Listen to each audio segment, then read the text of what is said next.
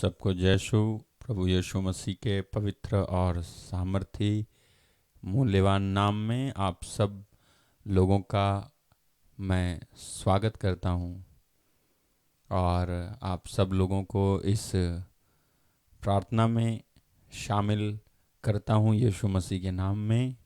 आप जितने भी लोग इस समय इस प्रार्थना में शामिल हुए हैं, प्रभु आपको बहुत बहुत आशीष दे और बहुत बहुत कृपाएं दे। मैं प्रभु यीशु मसीह के नाम में आप सब लोगों का इस समय स्वागत करता हूं और आप सब के लिए प्रार्थना करने के लिए मैं यहाँ हूँ, यहाँ उपस्थित हूँ और आप सब के लिए प्रार्थना करूँगा। और इस समय हम परमेश्वर की उपस्थिति में चलेंगे। प्रभु की उपस्थिति में हम सब लोग इस समय जाएंगे और उसकी स्तुति करेंगे, उसकी आराधना करेंगे, है ना। आप जितने भी लोग इस समय शामिल हो रहे हैं, प्रभु यीशु मसीह के नाम में आप सब लोगों का मैं स्वागत करता हूँ। जितने भी लोग यहाँ इस समय शामिल हैं, सबका यीशु मसीह के नाम से मैं स्वागत करता हूँ। ओके, तो आइए हम इस समय इस प्रार्थना को शुरू करते हैं यीशु मसीह के पवित्र और सामर्थ्य नाम से। मैं सबसे पहले आप सब लोगों के लिए जो इस समय आप शामिल हो रहे हैं, जुड़ रहे हैं, मैं आप सब के लिए प्रार्थना करता हूँ जिससे कि ये जो प्रार्थना है ये आपके लिए लाभप्रद सिद्ध हो। हाँ, और प्रभु आप सबों को छुएं और आशीष दें। मैं आप सबके नाम देख पा रहा हूँ, लेकिन मैं लास्ट में आप सब लोगों के लिए प्रार्थना करूँगा, तो आप चिंता ना करना, मैं सबके लिए प्रार्थना करूँगा, ठीक है। ओके, ज़रूर। मैं टाइफॉइड है, मैं ज़रूर प्रार्थना करूँगा। वीरेंद्र कुमार जी, आपके लिए ज़रूर प्रार्थना करूँगा। आइए हम इस समय प्रभु यीशु मसीह के पवित्र और सामर्थ्यवान नाम में इस प्रार्थना को शुरू करें। प्रेमी स्वर्गीय पिता, मैं एक एक भाई को, एक एक बहन को, एक एक बुजुर्ग माता पिता को, एक एक जवान को, एक एक लड़के लड़की को तेरे हाथों में समर्पित करते हुए इनके लिए प्रार्थना करता हूं कि आप इनको संभालना और इनको आशीष देना। इनके फ़ोन डिवाइसेस को मैं यीशु तेरे नाम से समर्पित करता हूँ और आशीष देता हूँ। तेरे लहू से इनको ढक देता हूँ और प्रार्थना करता हूँ तेरा अनुग्रह इनके ऊपर हो, तेरी आशीष इनके ऊपर हो। मैं प्रार्थना करता हूँ और विश्वास करता हूँ ऐसा ही हो रहा है। ये देख पाएं और कोई रुकावट ना हो। यीशु मसीह के मधुर पवित्र नाम में कहें आमीन, आमीन और आमीन। Okay, God bless you. इस समय हम एक सुंदर प्रभु का गीत गाएंगे और प्रभु की स्तुति करेंगे, ठीक है।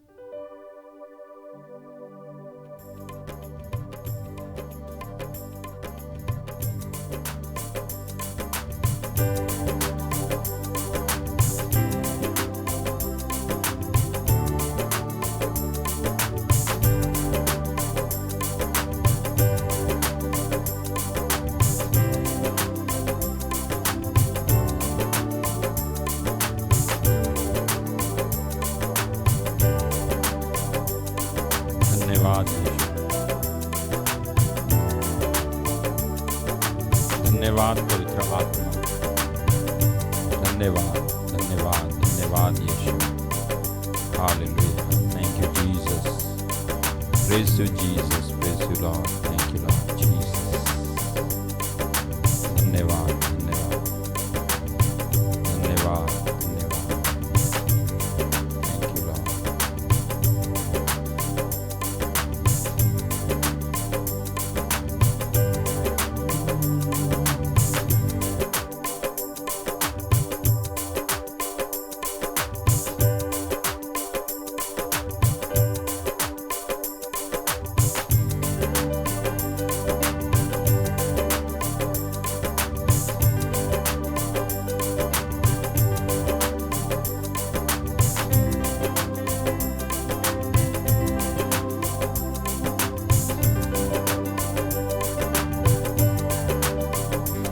तू है मेरा मसीहा, तू है मेरा खुदा, मेरे जीवन में आ, मेरे जीवन में आ।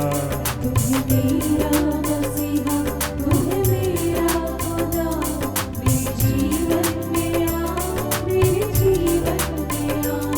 तू है मेरा मसीहा, तू है मेरा खुदा, मेरे जीवन में आ, मेरे जीवन में आ। तू है मेरा मसीहा, तू है मेरा खुदा, मेरे जीवन में आ, मेरे जीवन में आ। रात दिन मैं करूं अब तेरी बंदगी, रात दिन मैं करूं अब तेरी बंदगी, रात दिन मैं करूं अब तेरी बंदगी। रात दिन मैं करूं अब तेरी बंदगी। अब ये जीवन तेरा, अब ये जीवन तेरा, रात दिन मैं करूं अब तेरी बंदगी। अब ये जीवन तेरा, अब ये जीवन तेरा। ऐ खुदा, ऐ खुदा, ऐ खुदा, ऐ खुदा, ऐ खुदा, ऐ खुदा, ऐ खुदा, ऐ खुदा, ऐ खुदा। ऐ खुदा, ऐ खुदा, तूने अपने लहू से खरीदा मुझे, अपना तन मन ये जीवन मैं देता तुझे। तूने अपने लहू से खरीदा मुझे, तन मन ये जीवन भी देता तुझे। तूने अपने लहू से खरीदा मुझे, अपना तन मन ये जीवन मैं देता तुझे। तूने अपने लहू से खरीदा मुझे, अपना तन मन ये जीवन मैं देता तुझे। मेरे गीतों को बख्शी है तूने शिफा, मेरे गीतों को बख्शी है तूने शिफा, मेरे गीतों को बख्शी है तूने शिफा। मेरे गीतों को बख्शी है तूने शिफा। मेरे जीवन में आ, मेरे जीवन में आ, मेरे गीतों को बख्शी है तूने शिफा। मेरे जीवन में आ, मेरे जीवन में आ। रात दिन मैं करूं अब तेरी बंदगी, रात दिन मैं करूं अब तेरी बंदगी। अब ये जीवन तेरा, अब ये जीवन तेरा, रात दिन मैं करूं अब तेरी बंदगी। अब ये जीवन तेरा, अब ये जीवन तेरा। ऐ खुदा, ऐ खुदा, ऐ खुदा, ऐ खुदा, ऐ खुदा, ऐ खुदा, ऐ खुदा, ऐ खुदा, ऐ खुदा, ऐ खुदा, ऐ खुदा। मेरे हर दर्द से है वाकिफ तू ही, तू गले से लगाता तू ही जिंदगी। मेरे हर दर्द से है वाकिफ तू ही, तू गले से लगाता तू ही जिंदगी। मेरे हर दर्द से है वाकिफ तू ही, तू गले से लगाता तू ही जिंदगी। तू ही बख्शे तसल्ली, तू सुनता दुआ, तू ही बख्शे तसल्ली, तू सुनता दुआ। मेरे जीवन में आ, मेरे जीवन में आ, तू ही बख्शे तसल्ली, तू सुनता दुआ। मेरे जीवन में आ, मेरे जीवन में आ। रात दिन मैं करूं अब तेरी बंदगी, रात दिन मैं करूं अब ये जीवन तेरा, अब ये जीवन तेरा। रात दिन मैं करूं अब तेरी बंदगी, अब ये जीवन तेरा। ऐ खुदा, ऐ खुदा, ऐ खुदा, ऐ खुदा, ऐ खुदा, ऐ खुदा, ऐ खुदा, ऐ खुदा। तू मेरा प्यार है, तू मेरा यार है, तू कलामे खुदा झूठा संसार है। तू मेरा प्यार है, तू मेरा यार है, तू कलामे खुदा झूठा संसार है। हाँ, तू मेरा प्यार है, तू मेरा यार है, तू कलामे खुदा झूठा संसार है। तू मेरा प्यार है, तू मेरा यार है, तू कलामे खुदा झूठा संसार है। मैं तो अपना कभी तुझसे होऊंगा जुदा, मैं तो अपना कभी तुझसे होऊंगा जुदा। मेरे जीवन में आ, मेरे जीवन में आ। मैं तो अपना कभी तुझसे होगा जुदा। मेरे जीवन में आ, मेरे जीवन में आ। रात दिन मैं करूं अब तेरी बंदगी, रात दिन मैं करूं अब तेरी बंदगी। अब ये जीवन तेरा, अब ये जीवन तेरा। रात दिन मैं करूं अब तेरी बंदगी, अब ये जीवन तेरा। ऐ खुदा, ऐ खुदा, ऐ खुदा, ऐ खुदा, ऐ खुदा, ओ ऐ खुदा, ऐ खुदा, ऐ खुदा।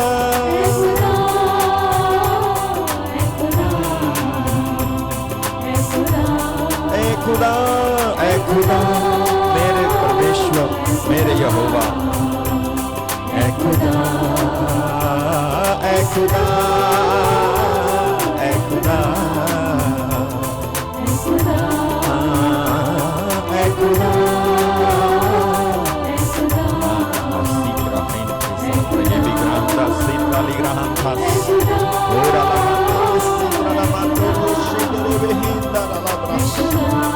Hallelujah, hallelujah.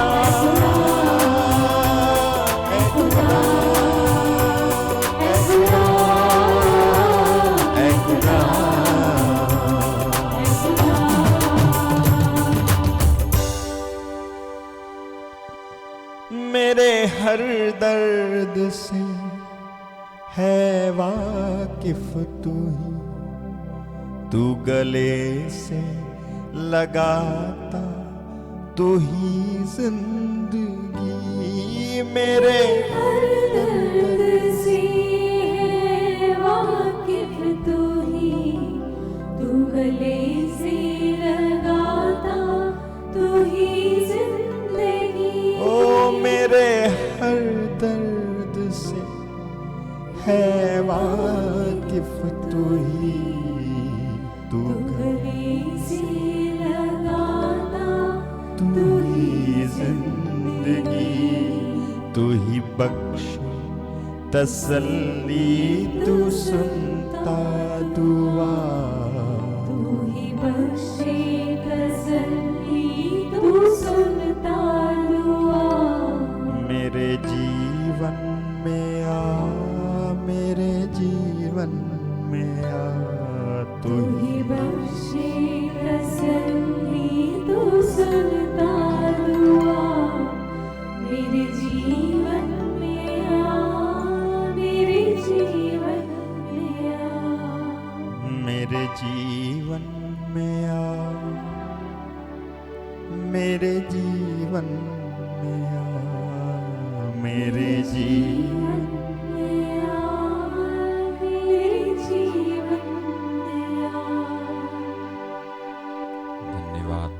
स्वर्गीय पिता, धन्यवाद धन्यवाद धन्यवाद। Thank you Jesus.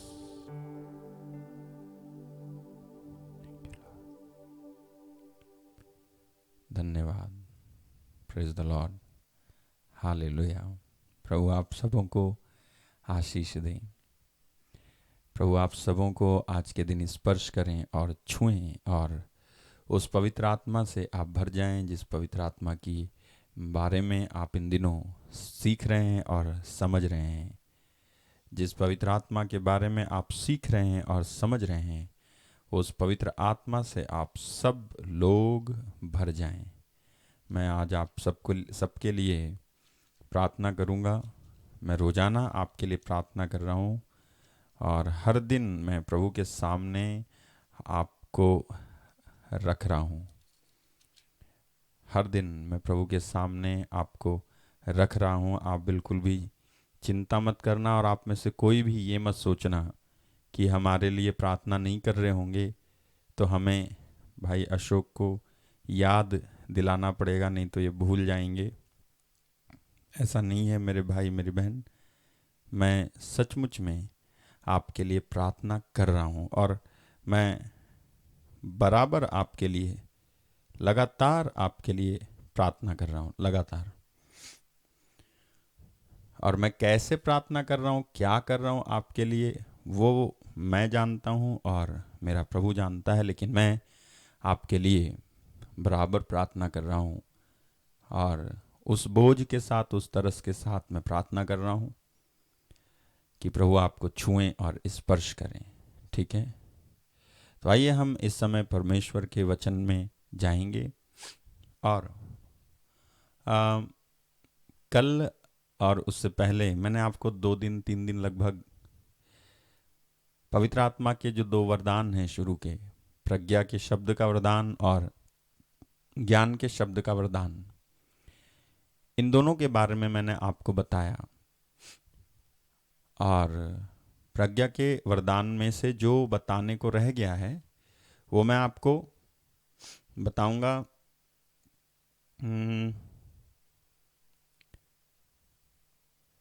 आत्मा के परखने के वरदान को बताने के बाद मैं आपको प्रज्ञा के शब्द के और ज्ञान के शब्द के वरदान के बारे में एक बात बतानी रह गई है। वो ये है कि प्रज्ञा और ज्ञान के शब्द मिलने का स्रोत क्या है, स्रोत क्या है, किस किस बात के द्वारा या किस किस माध्यम से प्रज्ञा और ज्ञान के शब्द हासिल होते हैं, मिलते हैं। ठीक है, तो उसके बारे में मैं आपको, जब मैं आज आपको आत्माओं के परखने के वरदान के बारे में बता दूंगा, तो उसके बाद हो सकता है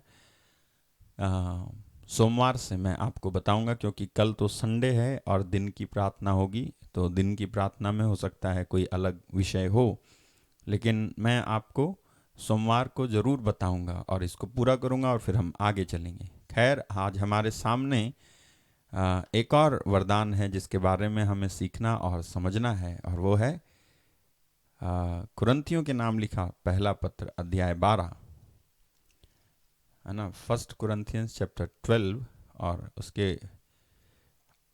जो वाक्य 10 है, 12-10, वहाँ लिखा है, किसी को चमत्कार दिखाने का, किसी को भविष्यवाणी करने का, किसी को आत्माओं की परख करने का।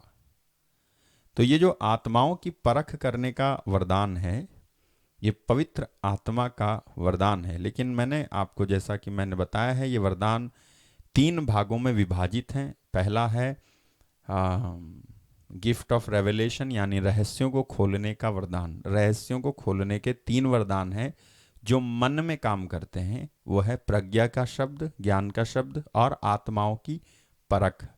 तो आत्माओं के परखने का जो वरदान है, ये भी जिस तरह से प्रज्ञा का शब्द का वरदान, ज्ञान के शब्द का वरदान काम करता है, उसी तरह से आत्माओं को परखने का जो वरदान है वो भी काम करता है। और ये कहाँ काम करता है? मन में, मन में।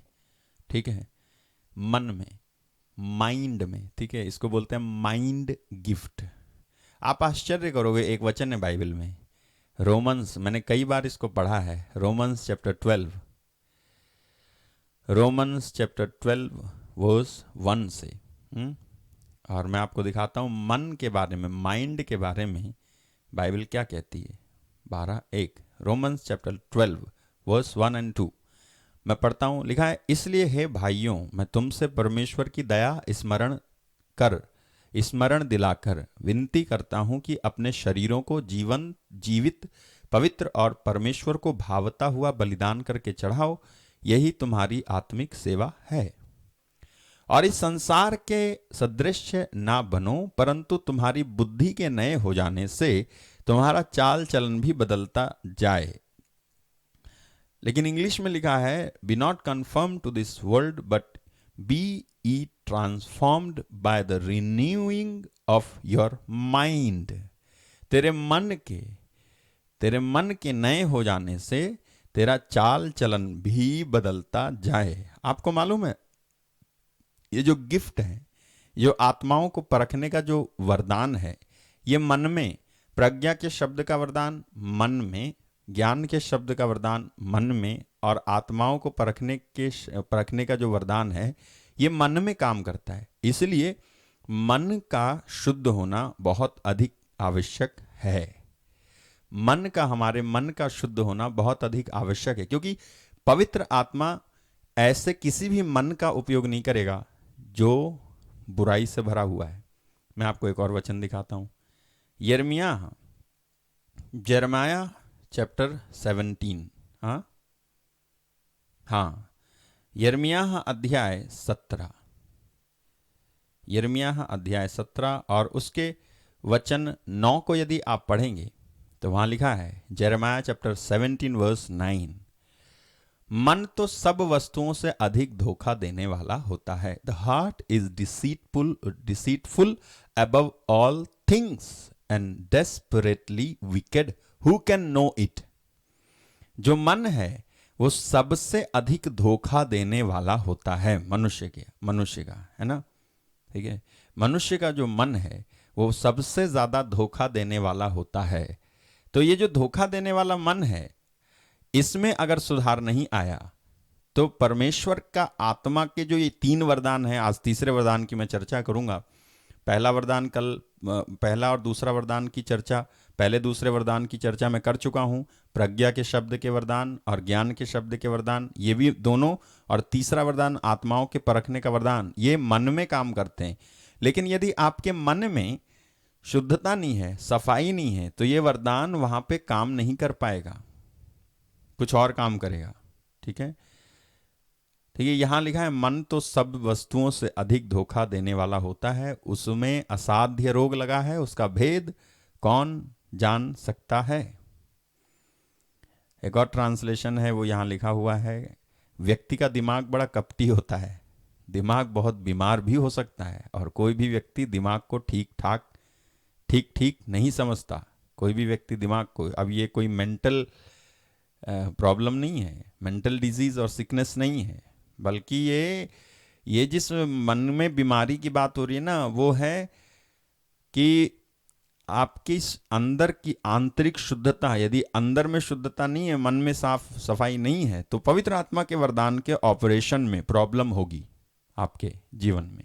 ठीक है, तो मैं आपको एक और वचन पढ़ देता हूं, फिर उसके बाद हम वचन में जाएंगे। मार्कुस का सुसमाचार, उसका अध्याय 7, मार्क चैप्टर 7, मार्कुस अध्याय 7 और उसके वचन 21 और 22 को पढ़ता हूं, सुनिएगा। यीशु ने फिर कहा, जो मनुष्य में से निकलता है वही उसे अशुद्ध करता है, क्योंकि बुरे विचार भीतर से अर्थात मनुष्य के मन से निकलते हैं, व्यभिचार, चोरी, हत्या, परगमन, लोभ, विद्वेष, छलकपट, लंपटता, ईर्ष्या, झूठी निंदा, अहंकार, मूर्खता, ये सब बुराइयां भीतर से निकलती हैं और मनुष्य को अशुद्ध करती हैं। मनुष्य के मन से निकलते हैं बुरे विचार, मनुष्य के मन से निकलते हैं बुरे विचार। Hallelujah, praise the Lord. और मैं आपको एक और वचन, पता नहीं क्यों मुझे ऐसे याद आ रहा है, मैं वचन पवित्र आत्मा के गाइडेंस में मैं आपको बोले देता हूँ। आप जो है पढ़िएगा जरा यिर्मयाह अगेन, यिर्मयाह 4:14, ठीक है, यिर्मयाह 4:14, यिर्मयाह चैप्टर 4, यिर्मयाह अध्याय 4 वचन 14। क्या कहता है वहां पे वचन? देखिएगा, वहां लिखा है, हे यरूशलेम, अपना हृदय बुराई से धो कि तुम्हारा उद्धार हो जाए। तुम कब तक व्यर्थ कल्पनाएं करते रहोगे? दूसरा अनुवाद कहता है, अपने हृदय से बुराई निकाल दे जिससे तू बच सके। तेरे बुरे विचार तुझसे कब निकलेंगे? यरूशलेम के लोगों, अपने हृदय से बुराइयों को धो डालो, अपने हृदय को पवित्र करो जिससे तुम बच सको। बुरी योजनाएं मत बनाते चलो। ठीक है, तो मन के अंदर से आपको इन बुराइयों को निकालना होगा, इन बातों को निकालना होगा। अगर आप रियली सचमुच में चाहते हैं कि पवित्र आत्मा के वरदान आप में ऑपरेट हों, आप में काम करें, तो there is prize set before us to be paid. ठीक है, एक कीमत है जो परमेश्वर ने रखी है जिसको हमें चुकाना होगा। बिना इस कीमत के चुकाए पवित्र आत्मा हमारा और आपका उपयोग नहीं कर सकता है। ठीक है, तो मैं ये वरदानों के बारे में जब बता रहा हूं तो मुझे ये भी बताना चाहिए साथ में कि कौन कौन सी बातें हैं जिसको आपको साथ में लेके चलना है कि ये वरदान आप पाना तो चाहते हैं, लेकिन ये एक साइड में ये बुराइयां भी हैं तो होगा नहीं, चलेगा नहीं। ठीक है, तो मैं आपको फिर से वापस लिए चलता हूं पवित्र आत्मा के रहस्यों के वरदान की तरफ, और उसमें से तीसरा है कि आत्माओं को परखने का वरदान। आत्माओं को परखने का वरदान भी जैसे प्रज्ञा के शब्द का वरदान है, ज्ञान के शब्द का वरदान है, आत्माओं के परखने का भी जो वरदान है उसके बारे में मैं आज बताता हूं आपको वो किस तरह से काम करता है। आत्माओं को परखने का वरदान किस तरह से काम करता है। देखिए, अगर आप लूकस के सुसमाचार के अध्याय 13 में जाएंगे, लूक चैप्टर 13, लूकस अध्याय 13 में जाएंगे तो वहां पर आपको एक औरत के बारे में पढ़ने को मिलेगा। अध्याय 13 वचन 10 से 13 आपको पढ़ने को मिलेगा, दुर्बल स्त्री को स्वास्थ्य लाभ। मैं पढ़ता हूं, आप सुनना। यीशु विश्राम के दिन किसी सभागृह में शिक्षा दे रहे थे। वहां एक स्त्री आई जो अपदूत लग जाने के कारण 18 वर्षों से बीमार थी। वह एकदम झुक गई थी और किसी भी तरह सीधी नहीं हो पाती थी। यीशु ने उसे देखकर अपने पास बुलाया और उससे कहा, नारी, तुम अपने रोग से मुक्त हो गई हो।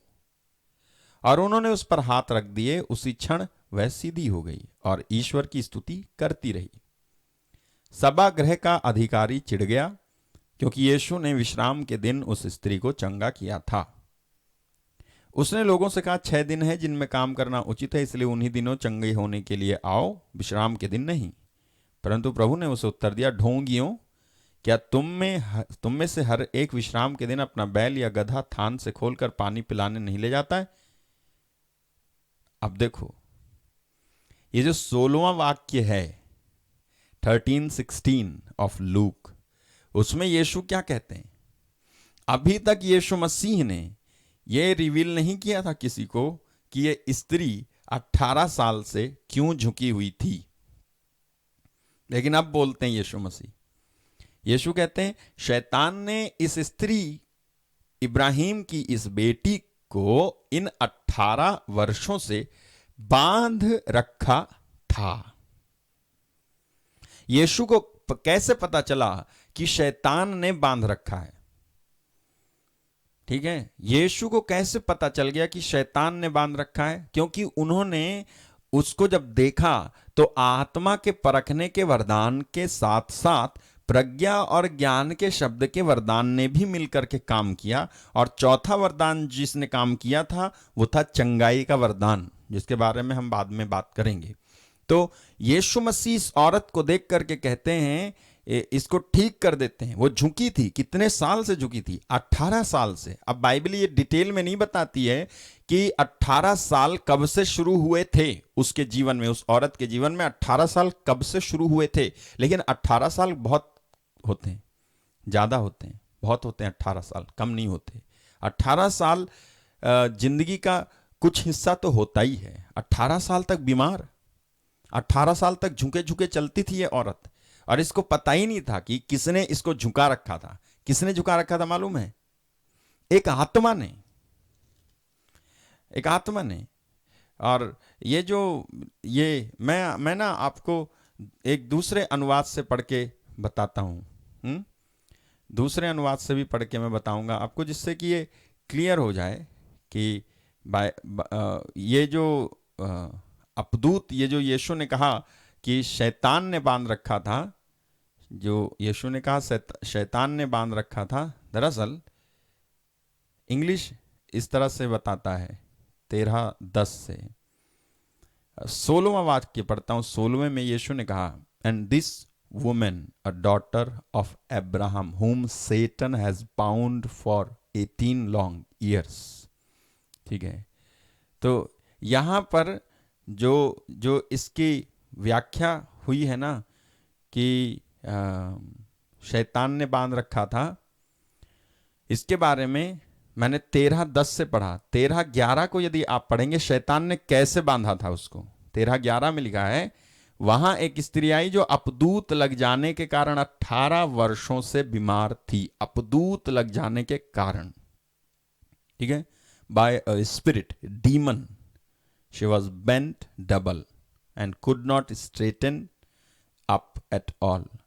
तो इस तरह से थी ये औरत, एक अपदूत लगा हुआ था। ये क्या अपदूत था? ये बीमारी का अपदूत था। ये बीमारी की बदरूह थी, एक बीमारी की आत्मा, स्पिरिट ऑफ सिकनेस। ठीक है, स्पिरिट ऑफ सिकनेस इसको हम बोलते हैं। इसने इसको बीमार कर रखा था और 18 साल से ये औरत झुकी हुई थी और एक आत्मा ने इसको बीमार करा था। ठीक है, एक आत्मा ने बीमार कर रखा था इस औरत को। आप बताओ, ये जो औरत 18 साल से बीमार थी और झुके झुके चलती थी, जब लोग इसको देखते होंगे तो उनके दिमाग में कभी भी ये आया ही नहीं होगा कि ये औरत जो है 18 साल से इसलिए बीमार है क्योंकि इसको एक अपदूत ने बीमार कर रखा है। सब लोग उसको देखते होंगे और उस पर तरस खाते होंगे और उसकी सहायता कर देते होंगे और उसको कहते होंगे कि कुछ सलाह दे देते होंगे, है ना, या सांत्वना दे देते होंगे। लेकिन किसी ने भी उस औरत की बीमारी के पीछे काम कर रही आत्मा को पहचाना ही नहीं। और कैसे पहचानेंगे हम? बिना आत्मा के परखने के वरदान के हमारे अंदर हुए आप पहचान ही नहीं सकते हैं कि किसी की समस्या के पीछे, स्पेशली जब कोई बीमारी होती है, बीमारी के पीछे एक आत्मा काम कर रही होती है। आत्मा, जितनी भी बीमारी हैं, आप कोई भी नाम दें, जितनी भी बीमारी हैं, उन सारी बीमारियों के पीछे एक आत्मा काम कर रही है और इस आत्मा को डायग्नोज करने वाली कोई भी प्रणाली इस धरती पर है ही नहीं। आपको बुखार आ जाए और आप जाओ, आप बुखार आ जाए और आप जाओ बीमार वो डॉक्टर के पास, तो डॉक्टर आपको दवाई देगा बुखार की, लेकिन डॉक्टर ये बता ही नहीं पाएगा आपको कि आपको बुखार क्यों आया है और बुखार आने के पीछे की वजह क्या है। और आजकल ये जो बीमारियां हैं, हमारे लिए बीमारियों के कारणों को जानना आज इम्पॉर्टेंट नहीं रहा, क्योंकि ज़्यादातर हमारा दिमाग दवाइयों पर निर्भर हो गया है। पैसा है, कुछ भी होगा, जाएंगे दवाई ले आएंगे, और हम ऐसा सोचते हैं कि हमें डॉक्टर की ज़रूरत है। ठीक है, देखो, आपको डॉक्टर की ज़रूरत है लेकिन चंगा करने के लिए नहीं। ठीक है, डॉक्टर इलाज करता है, इलाज, लेकिन चंगाई केवल परमेश्वर देता है, उसका आत्मा देता है, उसका रूह देता है चंगाई। ठीक है, तो और मैं डॉक्टर के खिलाफ नहीं हूं कि आप डॉक्टर के पास जाएं या नहीं जाना चाहिए, लेकिन एट फर्स्ट आपको आपकी बीमारी के पीछे एक आत्मा काम कर रही है, इस बात को आपको समझना है। एक आत्मा काम करती है हमारी बीमारी के पीछे।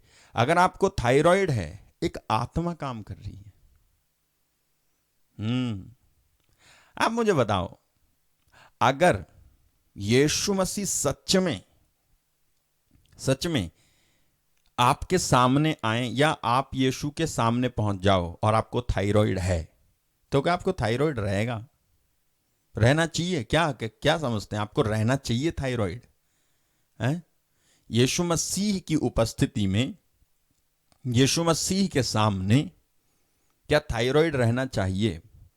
चलो मैं इसको इस तरह से कहता हूं, अगर आप स्वर्ग में जाएंगे तो क्या थायराइड लेके जाएंगे? क्या वहां थायराइड होगा या है, या कैंसर है, या अर्थराइटिस है, या पीलिया है, या बुखार है, या कोई प्रॉब्लम है, या कोई दुख है? मैं बताऊं आपको, बाइबल क्या कहती है रेवलेशन में? रेवलेशन चैप्टर 21, बाइबल क्या कहती है? 21:4 रेवलेशन, प्रकाशित वाक्य, प्रकाशना ग्रंथ अध्याय 21 वाक्य 4, वो लिखा है, वह उनके आंखों से सब आंसू पोंछ डालेगा। इसके बाद ना मृत्यु रहेगी, ना शोक, ना विलाप और ना दुख, क्योंकि पुरानी बातें बीत चुकी हैं। ओके, पुरानी बातें बीत चुकी हैं।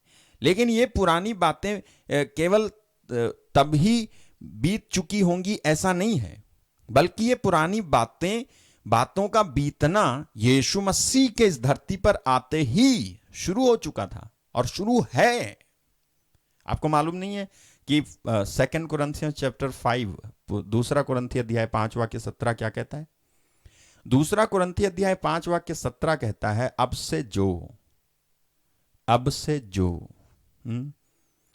से जो यीशु मसीह में है वो एक नई सृष्टि है, पुरानी बातें बीत चुकी हैं, देखो सब नया हो चुका है। Therefore, if any man be in Christ, he is a new creature. Old things are passed away. Behold, all things are become new.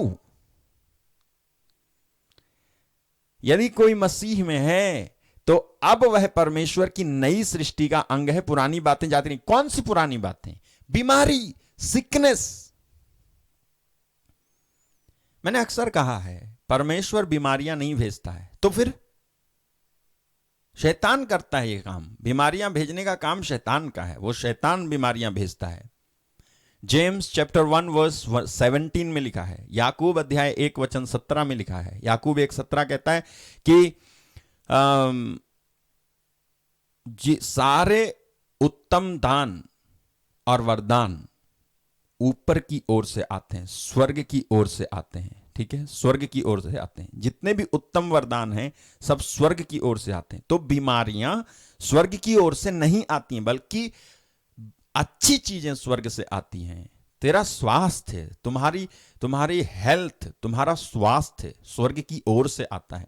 तुम्हारी चंगाई स्वर्ग की ओर से आती है। तुम्हारी आशीष स्वर्ग की ओर से आती है ना? ये चीजें स्वर्ग की ओर से आती हैं। लेकिन बीमारी जो है शैतान की ओर से आती है। मैं आपको बता रहा था, बुखार एक सिंपल सी चीज है। बुखार है ना, बुखार आ गया।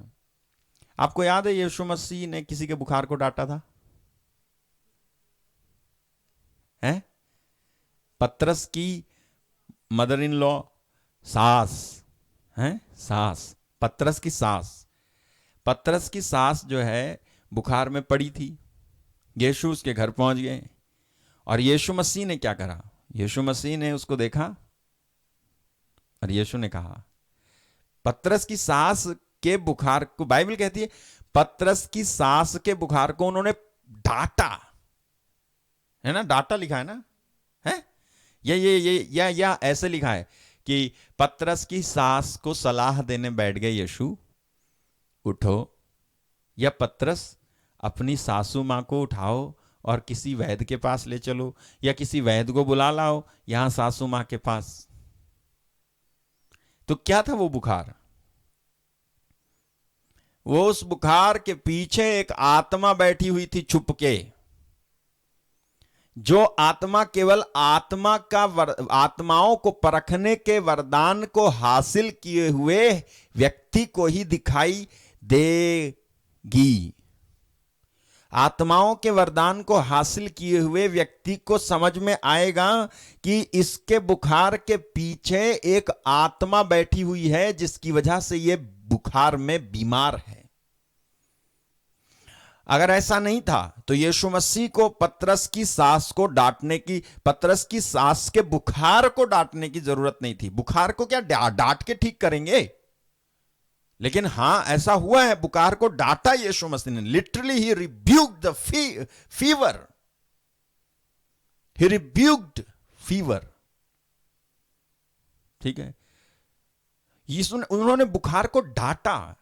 तो क्यों डांटा? कोई बात तो जरूर थी, वो बुखार के पीछे कोई वजह थी, और वो थी एक आत्मा, स्पिरिट ऑफ सिकनेस।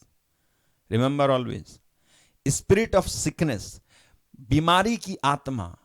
बीमारी की आत्मा हमेशा, हर बीमारी के पीछे एक बीमारी की आत्मा काम कर रही है। कैंसर है ना, अगर तो कैंसर के पीछे एक बीमारी की आत्मा है, एक आत्मा है। कैंसर के पीछे एक आत्मा है। आपको मालूम है, ये आत्मा ही तो है जो आपको कैंसर पीड़ित करती है और उसके बाद आपका रुपया पैसा भी खर्च करवाती है, आपकी जमीन तक बिक जाती है और आपका सारा का सारा पैसा, आपका बैंक बैलेंस सब खत्म हो जाता है। एक बीमारी आपको चूस लेती है, खा जाती है। आप बताओ, क्या यह है परमेश्वर की योजना में? ऐसा है कि आप इस तरह की सफरिंग फेस करें, इस तरह से पीड़ित हों? नहीं। मैं आपको एक समझदारी बता रहा हूं, सचमुच में ऐसा नहीं है। एक आत्मा होती है जो काम करती है पीछे, और ये आत्माएं हैं, दुष्ट आत्माएं। यीशु मसीह ने 18 साल से पीड़ित इस औरत को देखा और देख करके देखा ये अपदूत है, ये एक बदरूह है जिसने इसको झुका रखा है। यीशु मसीह ने उस बदरूह के बारे में लिखा है, यीशु मसीह ने ईसा ने उसे देखकर अपने पास बुलाया और उससे कहा, नारी तुम अपने रोग से मुक्त हो गई हो। उन्होंने उस पर हाथ रख दिए, उसी क्षण वह सीधी हो गई। इसका मतलब यह है, अपदूत उसे छोड़ करके भाग गया। जैसे वो चला गया, वो नारी सीधी हो गई। ठीक है, और उसके बाद यीशु मसीह ने प्रकट किया, शैतान ने एक अपदूत के द्वारा, यानी स्पिरिट ऑफ सिकनेस के माध्यम से, एक अपदूत के द्वारा इस स्त्री को 18 साल से झुका रखा था। आम लोगों को पता नहीं चला। इसी तरह से ये बीमारी की आत्माएं आपको झुका के रखती हैं, बीमार बनाए रखती हैं। आप ठीक होते हो फिर बीमार हो जाते हो, फिर ठीक होते हो फिर बीमार हो जाते हो, लेकिन आप ठीक नहीं हो पाते। पूरी तरह से ठीक हो जाएं, इस तरह से ठीक नहीं हो पाते। आपको मालूम है, आत्माओं के परखने का वरदान यदि आपको होगा तो आप ना सही प्रार्थना करेंगे और रोगी ठीक हो पाएगा, रोगी ठीक हो जाएगा। आत्माओं के परखने का अगर वरदान नहीं है तो आपको एक बात बताऊं, जो गिफ्ट ऑफ हीलिंग है, चंगाई का वरदान, देखो, प्रज्ञा और ज्ञान के शब्द का वरदान, प्रज्ञा के और ज्ञान के शब्द का वरदान और आत्माओं के परखने का वरदान। अगर प्रज्ञा का वरदान नहीं है तो ज्ञान का वरदान नहीं होगा, और ज्ञान का वरदान नहीं है तो आत्माओं के परखने का वरदान नहीं होगा, और अगर आत्माओं के परखने का वरदान नहीं होगा तो हीलिंग का वरदान नहीं होगा। ये वरदान एक दूसरे से जुड़े हुए हैं। जब आत्माओं के परखने का वरदान होगा, आप देखोगे और आपके अंदर ये चंगाई का वरदान काम करेगा, और आप उस आत्मा को कहोगे निकल इसके अंदर से यीशु मसीह के नाम से, और उसको निकलना पड़ेगा, क्योंकि वो निकलती तभी है जब कोई उसे पहचान ले। जब आप पहचान लोगे कि ये आत्मा इसके अंदर है, ये बीमारी की आत्मा है। लोग कह रहे हैं कि अरे ऐसी नॉर्मल हो गया है, ये नॉर्मल बुखार है, नॉर्मल बुखार है, लेकिन आपको दिख रहा है नॉर्मल नहीं है, ये इसको एक अपदूत ने बुखार में डाला हुआ है। तब आप जब प्रार्थना करेंगे तो वो अपदूत छोड़ करके जाएगा, क्योंकि अपदूत डरता है उनसे जिनके पास ये गिफ्ट है, जिनके पास ये आत्माओं को परखने का वरदान है। देखो यीशु मसीह के जीवन को, यीशु मसीह ने इस औरत को जो 18 साल से झुकी हुई थी, 18 साल से झुकी हुई थी, है ना, लिटरली, मतलब नॉर्मली, है ना, नॉर्मली हमारे दिमाग में क्या आता है जानते हो, कि इतनी लंबी बीमारी है तो धीरे ही धीरे तो ठीक होगी, यही आता है। इतनी लंबी बीमारी है तो धीरे ही धीरे तो ठीक होगी। लेकिन यीशु मसीह ने ऐसी कोई बात अपने अंदर नहीं आने दी कि ये लंबी बीमारी है धीरे धीरे ठीक होगी, या यीशु मसीह ने उसके ऊपर हाथ रख करके प्रार्थना की और कहा जा तू ठीक हो जाएगी, जा घर चली जा और धीरे धीरे तेरी कमर ठीक हो जाएगी। नहीं, धीरे धीरे जब कोई दुष्ट आत्मा बांध के रखती है और जब वो छोड़ती है तो वो प्रोसेस धीरे धीरे नहीं होता है, बल्कि सेकेंड्स में वो प्रोसेस होता है। अगर कोई आत्मा के परखने के वरदान से भरा हुआ है, वो आदेश देगा, वो कहेगा यीशु के नाम से मैं तुझे, कैंसर की आत्मा, मैं तुझे आदेश देता हूं कि इसमें से निकल, तो वो उसी समय निकलेगी, उसका कैंसर उसी समय और दर्द उसी समय नष्ट हो जाएगा, खत्म हो जाएगा। कल मैंने देखा एक कैंसर पीड़ित को ठीक होते हुए। वो उस भाई ने कुछ नहीं किया, उस भाई ने उस कैंसर पीड़ित को देखा और उसके लिए प्रार्थना की और प्रार्थना करके कहा चेक कर, और सारा दर्द जो कैंसर से जो दर्द हो रहा था, कैंसर की वजह से सारा दर्द जाता रहा और वो ठीक हो गई औरत। ये आत्माएं हैं, ये बीमारी की आत्माएं हैं, ये आत्माएं हैं जो हमें बीमार बना के रखती हैं। प्लीज, इसका मतलब ये नहीं है कि आप डॉक्टर के पास ना जाएं, चेकअप ना कराएं। आप जाओ, चेकअप कराओ, लेकिन for healing depend on God. चंगाई के लिए परमेश्वर पे निर्भर हो जाएं, वो आपको चंगा करेगा। क्या हम दवाई ना खाएं? खाओ, लेकिन चंगाई के लिए परमेश्वर पर डिपेंड हो, निर्भर हो। प्रभु तू मुझे ठीक कर, मैं स्वस्थ होऊंगा तो तू मुझे ठीक करेगा। और अपनी चंगाई के लिए आपको ज्यादा से ज्यादा इस आत्मा के परखने के वरदान का इस्तेमाल करना चाहिए। आखिर मैं बीमार क्यों हूं, या कोई दूसरा बीमार है तो ये बीमार क्यों है? देखो, मैं बता रहा हूं आपको, एक जनरल ट्रूथ है, जितनी भी बीमारियां हैं ना, उन सारी बीमारियों के पीछे एक दुष्ट आत्मा काम कर रही है। ओके, यीशु मसीह जान गए थे आत्मा के परखने के वरदान के द्वारा कि इस औरत को एक आत्मा ने बांध रखा है। 18 साल से आत्मा बांध के रख सकती है, झुका के रख सकती है। सोचो कितना भयानक है, 18 साल तक झुका के रख सकती है। ओके, तो मैं आगे बढ़ता हूं, है ना, आगे बढ़ता हूं। प्रेरित चरित्र के अध्याय 16 में मैंने आपको बताया है, फिर भी मैं बताता हूं आपको, क्योंकि यहां पर भी आत्माओं के परखने के वरदान ने काम किया था। प्रेरित चरित्र के अध्याय 16 और उसके वचन 16 से आप पढ़ोगे पौलुस और सीलस के बारे में। पौलुस और सीलस के बारे में आपको पढ़ने को मिलेगा कि क्या लिखा है हम किसी दिन, एक्ट्स 16:16, हम किसी दिन प्रार्थना गृह जा रहे थे कि एक कम उम्र वाली दासी से हमारी भेंट हो गई। वह एक भविष्यवक्ता अपदूत के वश में थी, और भविष्य बताकर अपने मालिकों के लिए बहुत कमाती थी। वह पौलुस और हम लोगों के पीछे पीछे चलकर चिल्लाती रहती थी, ये लोग सर्वोच्च ईश्वर के सेवक हैं, आप लोगों को मुक्ति का मार्ग बताते हैं। वह बहुत दिनों तक ऐसा ही करती रही, बहुत दिनों तक। ठीक है, नोट करना, बहुत दिनों तक। अंत में पौलुस तंग आ गया और उसने मुड़कर उस आत्मा से कहा। ठीक है, अब आप देखो यहां पे डिफरेंस, अंतर देखो। हम किसी दिन प्रार्थना गृह जा रहे थे, एक कम उम्र वाली दासी से हमारी भेंट हुई। एक कम उम्र वाली दासी से हमारी भेंट हो गई। और वह एक भविष्यवक्ता अपदूत के वश में थी। भविष्यवक्ता अपदूत के वश में थी, यानी भविष्य बताने वाला एक अपदूत। जरा सोच के देखो आप, यह शैतान कितना खराब है, कितना बेकार है, बेकार है। ठीक है, ये शैतान कितना खराब बेकार है कि इसने भविष्य बताने वाले अपदूत भी तैयार किए हैं। एक अपदूत है, एक दुष्ट आत्मा है जो किसी के अंदर अगर चली जाती है तो उसको भी लोगों का भाग्य पता चलता है, उसको भी पता चलता है कि क्या होगा, उसको भी पता चलता है क्या होने वाला है। उसको पता चलता है। लेकिन यहां डिफरेंस क्या है? डिफरेंस ये होगा कि ये आत्मा किसी के अंदर अगर होगी तो ये आत्मा उसको वो जो भविष्य बताएगा।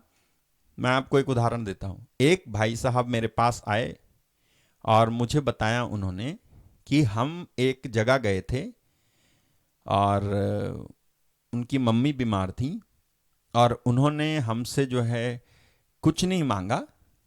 उन्होंने कहा जो चढ़ाना है वहां चढ़ा दो, और उन्होंने उनकी मम्मी के लिए कुछ चीजें मंगाई और उन्होंने कहा जाओ ये ठीक हो जाएंगी, और हम ले आए उनको और वो ठीक हो गई।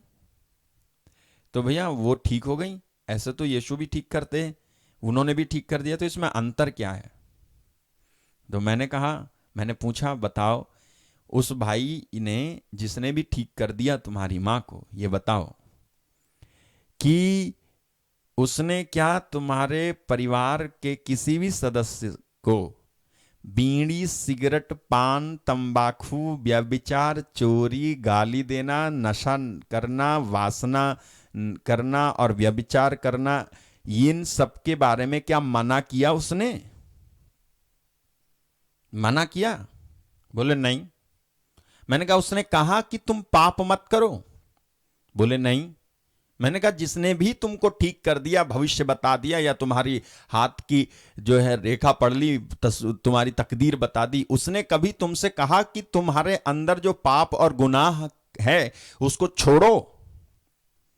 जहां पर पाप छोड़ो और गुनाह छोड़ो और अपराध छोड़ो की बात नहीं होती है, वो जान लेना कि वो अपदूत की आत्मा है। भले ही तुम्हारी कितनी भी भलाई करे, भले ही तुम्हारी कितनी भी भलाई करे।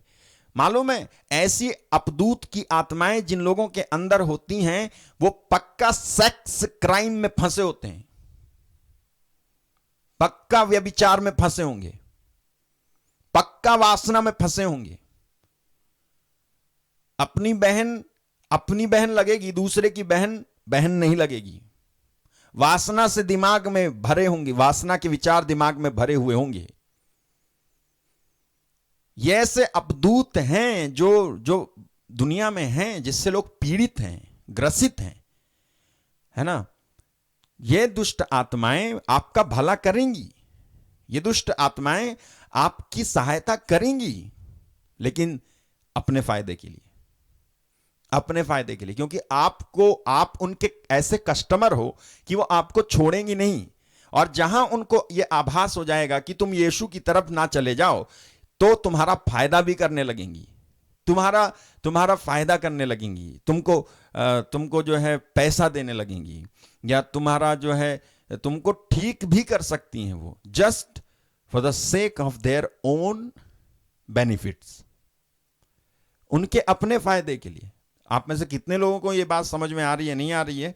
हो सकता है आपको तो भैया ठीक तो है, अरे फायदा तो हो रहा है ना, किसी भी तरह से फायदा तो हो रहा है ना, है किसी भी तरह से फायदा तो हो रहा है ना। कोई बात नहीं, वो हमें पाप छोड़ने को नहीं कह रही है, वो दुष्ट आत्मा हमें पाप छोड़ने को नहीं कह रही है, या वो उस आत्मा से प्रेरित लोग हमें पाप छोड़ने को नहीं कह रहे हैं, फिर भी फायदा तो हो रहा है ना, अच्छा तो हो रहा है ना, तो ठीक है, करते रहो। देखना बाइबल में क्या लिखा हुआ है,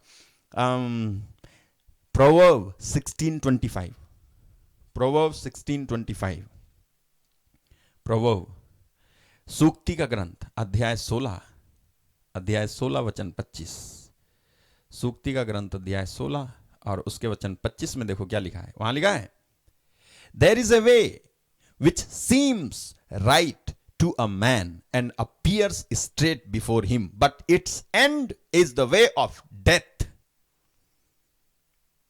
हिंदी में डालना इसको. But its end, मार्ग ऐसा भी होता है जो उचित जान पड़ता है किंतु परिणाम में वह मृत्यु को जाता है. This is not good Hindi. ऐसा भी मार्ग है जो सीधा दिखाई देता है. ठीक है, लिखा है कुछ लोग अपना आचरण ठीक समझते हैं किंतु वह अंत में उन्हें मृत्यु की ओर ले जाता है. ठीक है, ऐसा भी मार्ग है जो मनुष्य को सही जान पड़ता है ना, सही जान पड़ता है, लेकिन वो धोखे का मार्ग है, विनाश का मार्ग है, वो गलत है, वो आपको धोखे में ले जाएगा. इस धोखे से आप बच नहीं सकते जब तक कि आपके अंदर आत्माओं को परखने का वरदान ना हो. ये आत्माओं के परखने का वरदान ना केवल किसी के अंदर दुष्ट आत्माओं को देखकर निकालने की सामर्थ्य आपको देता है, बल्कि ये आपको बहुत सारी अन्य बातों से और धोखों से बचाएगा. ये आत्माओं को परखने का वरदान. ठीक है, ये आत्माओं के परखने का वरदान. तो यहां पर मैं पढ़ रहा था उसके बारे में कि एक औरत जो प्रेरित चरित अध्याय 16 वचन 16 में है, उसके बारे में मैं फिर से पढ़ता हूं, आपको सुनना पड़ेगा. हम किसी दिन प्रार्थना गृह जा रहे थे, एक कम उम्र वाली दासी से हमारी भेंट हो गई. वह एक भविष्यवक्ता अबदूत के वश में थी जो भविष्य बता कर अपने मालिकों के लिए बहुत कमाती थी.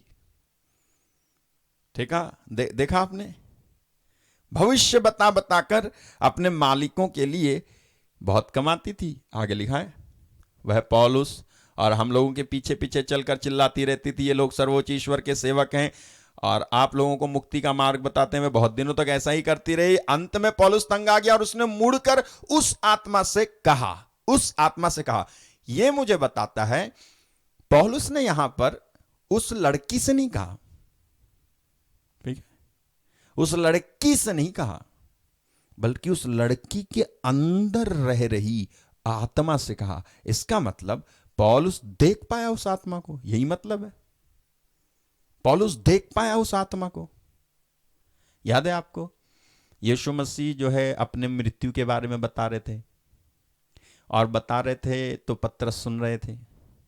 अब पतरस ने सुना यीशु कह रहे थे कि मैं गैर यहूदियों के हवाले कर दिया जाऊंगा, मुझे मार डाला जाएगा, मुझे क्रूस पे चढ़ा देंगे. तो पतरस यीशु मसीह को साइड में ले गया.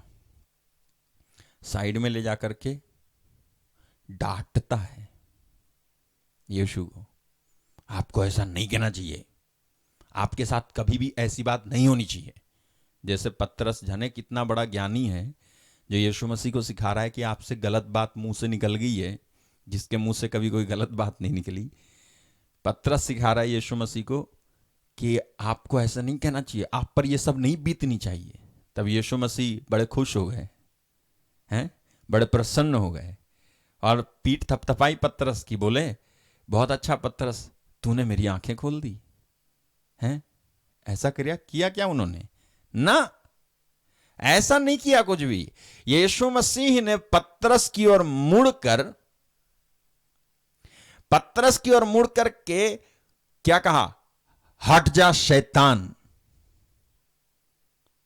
अब यहां पर जिस तरह से पौलुस ने उस लड़की की तरफ देख करके, लड़की को नहीं बल्कि उसके अंदर रह रही एक अपदूत को, आत्मा के परखने के वरदान के माध्यम से आत्मा को, उसके अंदर जो काम कर रही थी उसको उसने देख लिया. उसने उसको देख लिया. पौलुस को दिखाई दे रहा था ये लड़की जो है इस आत्मा के वशीभूत है, भविष्य बताने वाली इस आत्मा के वशीभूत है. मैं इसको निकालूंगा नहीं तो ये लड़की का जीवन खराब हो जाएगा. ठीक इसी तरह से यीशु मसीह ने भी पतरस की तरफ जब देखकर कहा था हट जा शैतान, तो पतरस को नहीं कहा था बल्कि पतरस के अंदर, उसके अंदर घुस गई एक अपदूत को कहा था, जो उस समय पतरस का इस्तेमाल करके ईश्वर के मुक्ति विधान वाली योजना में रुकावट और खलल पैदा करने की कोशिश कर रही थी. अगर यीशु मसीह में आत्माओं को परखने का वरदान या पौलुस के अंदर आत्माओं को परखने का वरदान नहीं हुआ होता तो सुसमाचार प्रचार करना बहुत कठिन हो जाता। यीशु मसीह के लिए क्रूस पर जाना कठिन हो जाता और सुसमाचार का प्रचार करना पौलुस के लिए कठिन हो जाता। वो औरत चिल्ला चिल्ला के घूम रही थी ये चेलों के पीछे, ये लोग ईश्वर के सेवक हैं, आपको मुक्ति का मार्ग बताते हैं। इसमें आपको क्या लगेगा? कोई बुरा कह रही है? हाँ, तू तो हमारा ही प्रचार कर रही, कर कर कर कर कर। आपको मालूम है, मैंने एक वीडियो देखी, एक वीडियो देखी कल रात। कार्टून था। कैसा कार्टून था वो? बाइबल बेस्ड कार्टून था। बाइबल के आधार पर एक बच्चों के लिए कार्टून बनाते हैं। तो यही वाली वीडियो एक्ट्स प्रेरित चरित्र अध्याय 16 पर आधारित वीडियो थी जो उन्होंने बनाई। तो ये जो औरत है, इसके बारे में मैंने देखा।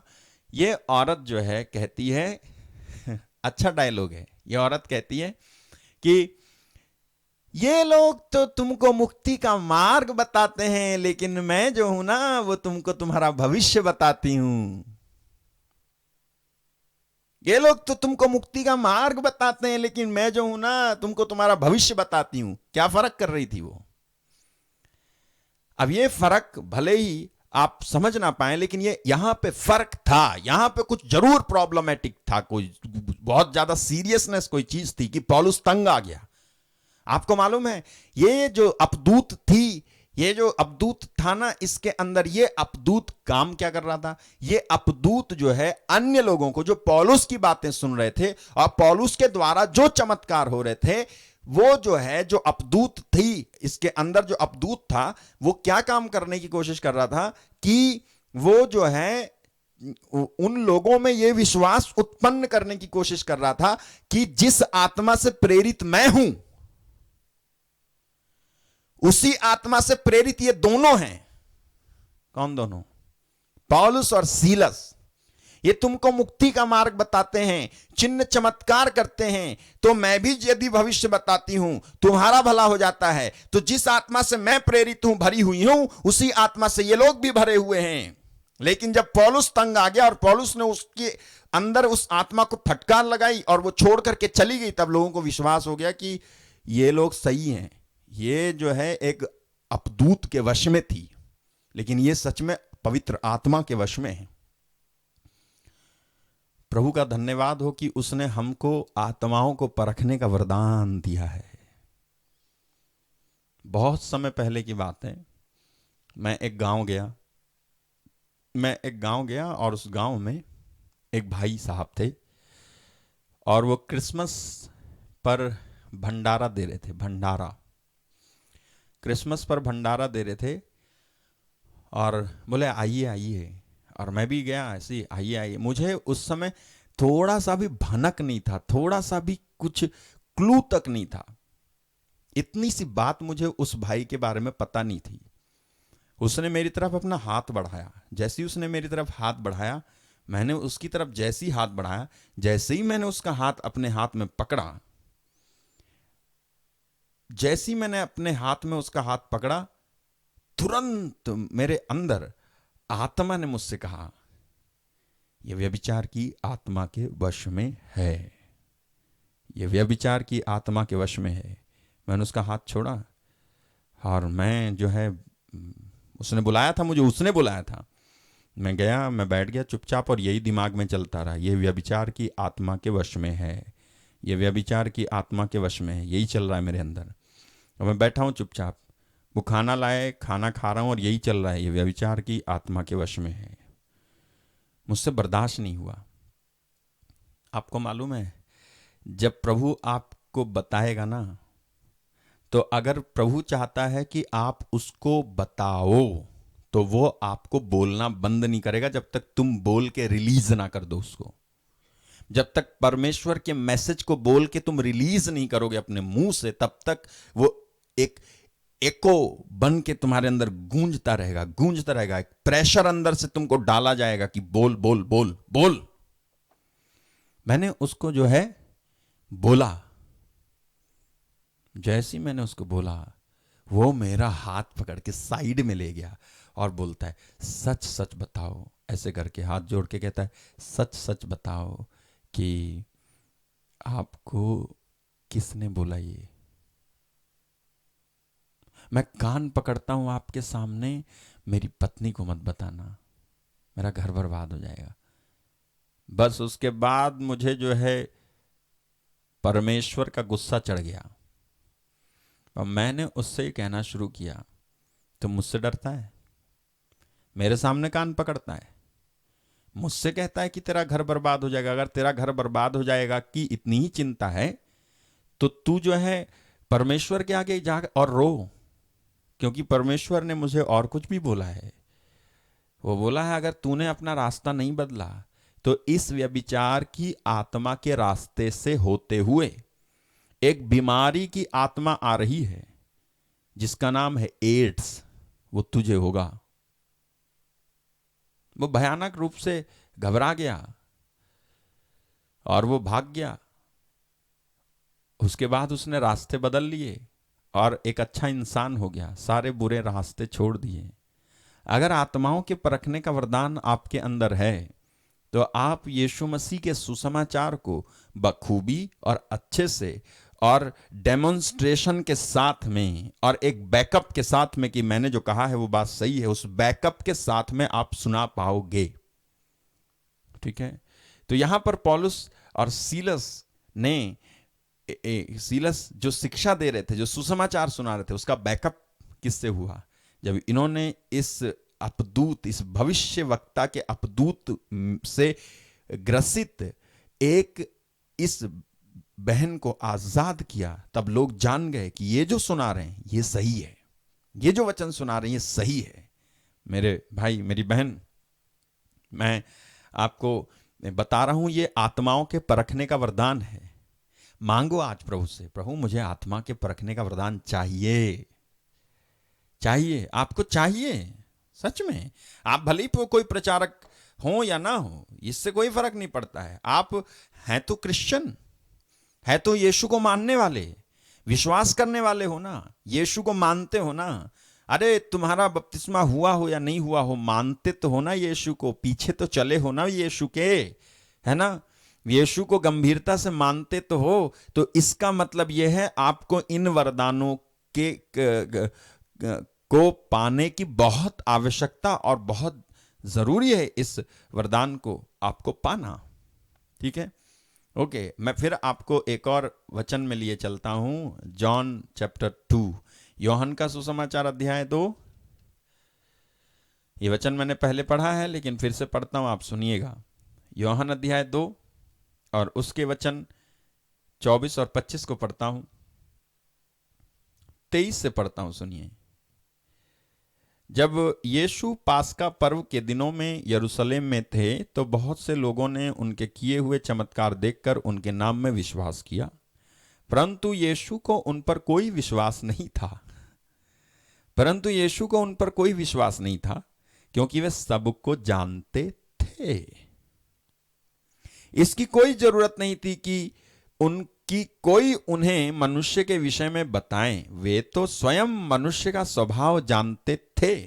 दूसरा अनुवाद बताता है कि वो तो खुद से उनको पता था, उनको खुद से मालूम था कि मनुष्य में क्या है। इसका मतलब यह है, आत्माओं के परखने के वरदान से यीशु मसीह इतने ज्यादा भरे हुए थे कि मनुष्य उन पे विश्वास करते तो थे, लेकिन यीशु मसीह उनके विश्वास करने वाली बात को देखकर अच्छे से जान जाते थे कि सच में इनका विश्वास कितना टिकाऊ और कितना अच्छा है और इनके विश्वास में कितनी मजबूती है, और ये परमेश्वर के वचन में कायम रहेंगे या नहीं, ये कितने दिन तक मेरे पीछे चलेंगे, ये कब तक मेरे साथ रहेंगे, ये कब मुझे छोड़ देंगे। ये सारी बातें आत्माओं के परखने के वरदान के द्वारा, ये सारी बातें यीशु मसीह मनुष्यों का मन जान लेते थे। ये वरदान यदि आपके अंदर है तो आप यूं ही आसानी से किसी पे विश्वास या भरोसा करके फंसने वाली स्थिति में नहीं पड़ोगे, विश्वास और भरोसा करके फंसने वाली स्थिति में नहीं पड़ोगे। ठीक है, आपको मालूम है आजकल लोग चेहरा देखकर फंस जाते हैं, उसके अंदर क्या काम कर रही है उस चीज को वो नहीं देखते हैं। कोई चेहरा देख करके फंस जाता है, कोई दौलत देख के फंस जाता है, कोई कोई सोर्स देख के, किसी की पहुंच देख के फंस जाता है, लेकिन उसके अंदर क्या काम कर रहा है। आजकल लोग कितनी आसानी से दोस्ती कर लेते हैं। फेसबुक पे जाते हैं, चेहरा देखते हैं, चेहरा है ना, स्क्रॉल करो, चेहरा देखो और देखो और देखो, और दबा दे बटन, फ्रेंड रिक्वेस्ट भेज दे। आप नहीं जानते जिसको तुमने फ्रेंड रिक्वेस्ट भेजी है, वो फ्रेंड रिक्वेस्ट तुमने किसी इंसान को नहीं, बल्कि उस इंसान के अंदर काम कर रही एक ऐसी अपदूत आत्मा को भेजा है, जो तुम्हारा एक्सेप्ट करेगी ना फ्रेंड रिक्वेस्ट, तो तुम्हारी जिंदगी तबाह कर देगी साहब। आज आत्माओं के परखने के वरदान का हमारे अंदर होना कितना आवश्यक है, आप जानते हो। ये सीरियस है, सीरियस है, ये चीजें सीरियस हैं। और बताऊं आपको, we are living in last days. हम अंत के दिनों में जी रहे हैं, और अंत के दिनों में इतना डिसेप्शन, इतना धोखा और इतनी मक्कारी बढ़ जाएगी कि आप जो है बड़ी आसानी से शैतान के लपेटे में आकर के अपना अच्छा खासा चैन सुकून वाली जिंदगी और जीवन तबाह करके बैठ जाओगे। आत्माओं के परखने का वरदान ही आपको बचा सकता है। आत्माओं के परखने का वरदान ही आपको यह नॉलेज देगा कि इस लिंक को क्लिक मत कर। आत्माओं के परखने का वरदान ही आपको नॉलेज देगा कि ये भाई, ये बहन जो तुझसे बात कर रहा है ना, इस भाई और बहन की बात तू सुन मत। आत्माओं को परखने का वरदान आपकी आंखों को खोलेगा, आपके मन को जगाएगा, आपके अंदर एक रोशनी आएगी, और आपको वो चीजें जो घटित हो सकती हैं, जिसमें आप फंस सकते हैं, वो आत्माओं के परखने का वरदान आपको बताएगा। इवन अगर आप जर्नी करते हो, आप यात्रा करते हो, तो भी ये आत्मा का परखने का वरदान आपको बताएगा कि कोई दुष्ट आत्मा तेरे ऊपर आक्रमण कर सकती है, या तुझे रोक सकती है, या तेरी प्रगति, या तेरी नौकरी में रुकावट, या तेरी पढ़ाई लिखाई में रुकावट, ये सब कर सकती है। तुझे बड़ी आसानी से धोखा दिया जा सकता है, तू ऐसा मत कर। ये आत्माओं के परखने का वरदान आपको ऐसे प्रेरित करेगा। मैं सच बता रहा हूं आपको।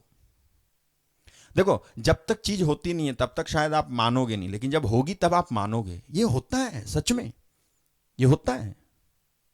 आत्माओं के परखने का वरदान का आपके अंदर होना अति आवश्यक है। आपको मालूम है, आत्माओं के परखने का वरदान आपको यीशु मसीह की तमाम सारी शिक्षाओं का जो है सर्वत्र प्रचार हो रहा है, सब जगह प्रचार हो रहा है, लेकिन यीशु मसीह का सच में एक जेन्युइन, एक सही प्रचार, यीशु मसीह का सच में प्रचार कौन कर रहा है, आत्माओं के परखने का वरदान आपको बताएगा। ये नहीं कि आप जो है मैं किसी के खिलाफ नहीं हूं, लेकिन मैं इस बात को बोल रहा हूं पूरे आदर और इज्जत के साथ। आप जो है सबकी शिक्षा, सब लोगों का प्रचार सुनो, जरूरी नहीं है।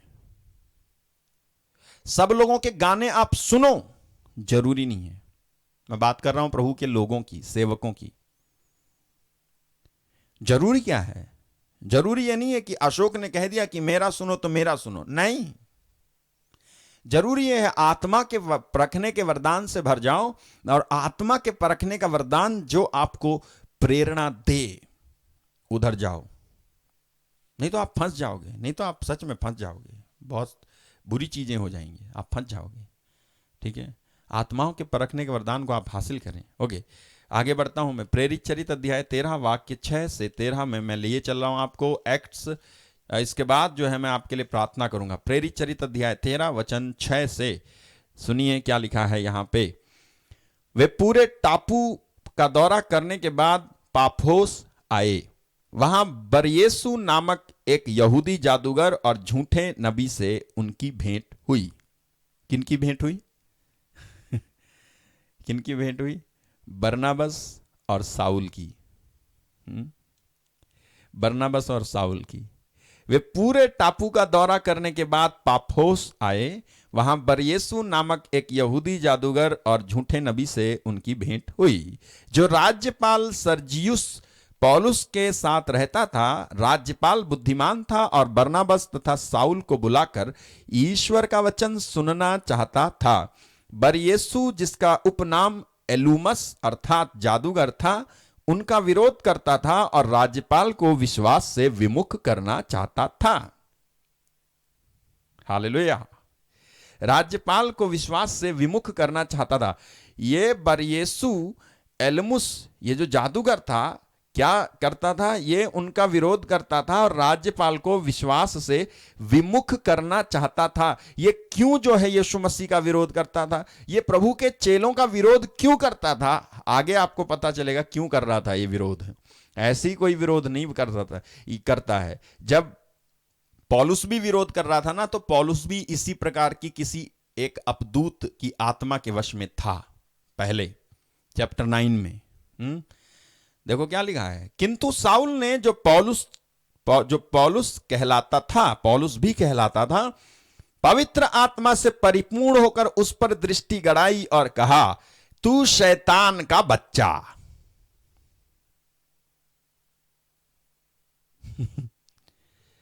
तू शैतान का बच्चा, धूर्तता और कपट से कूट कूट कर भरा हुआ है और हर प्रकार की धार्मिकता का शत्रु है। क्या तू प्रभु के सीधे मार्ग टेढ़े बनाने से बाज नहीं आएगा?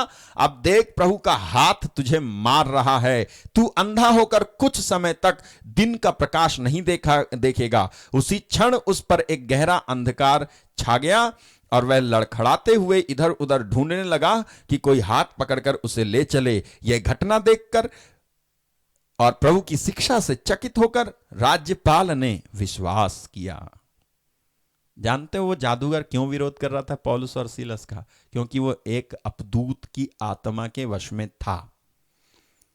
हम होते तो क्या करते? ऐसे निपटते जैसे पौलुस और सीलस ये बरनबास निपटे? ऐसे निपटते क्या? हम कहते अभी बताते हैं तुझे। डंडा लठिया लेके हम लड़ पड़ते, मार पीट कर लेते, है ना? ऐसे निपटते हम। लेकिन ऐसे नहीं निपटना है हमें ऐसे अपनी समस्या का समाधान, आपकी समस्या का समाधान ऐसे होगा ही नहीं। स्पेशली सुसमाचार के प्रचार के वक्त में बहुत ज्यादा विरोधी आपको मिलेंगे। उन विरोधियों से निपटने के लिए एक ही काम करो, पवित्र आत्मा से कहो, पवित्र आत्मा मुझे आत्माओं के परखने का वरदान दो। तो जो पवित्र आत्मा आत्माओं के परखने का वरदान देगा, तो आपको आपका रियल एनिमी नजर आएगा, सही वाला शत्रु आपको दिखाई देगा। सच में जो शत्रु है, सच में जो उस आदमी उस औरत का उपयोग कर रहा है पीछे से, चाहे वो आपका पति हो, चाहे वो आपका बेटा हो, चाहे वो आपका पड़ोसी हो, चाहे वो दुनिया हो, चाहे वो समाज हो, चाहे वो कोई भी हो, उसके पीछे एक आत्मा काम कर रही है। वो आपको आत्माओं के परखने के वरदान के आपके अंदर होने पे दिखाई देगा कि आप सही प्रार्थना करके आत्मिक स्थिति में खड़े हो करके उस आत्मा को आप जब डांटोगे, चाहे आप उस आत्मा से 100 किलोमीटर की दूरी पर और 1000 किलोमीटर की दूरी पर और चाहे कितने किलोमीटर की दूरी पर ही क्यों ना हो, आप जब आत्मा में प्रेरित होकर के और उस आत्मा को देख करके जो विरोध कर रही है, जो कंफ्यूजन क्रिएट कर रही है, जब आप डांटोगे यीशु के नाम से, उस वरदान से प्रेरित होकर, तो मैं सच बता रहा हूं, जिस तरह से यीशु मसीह का शब्द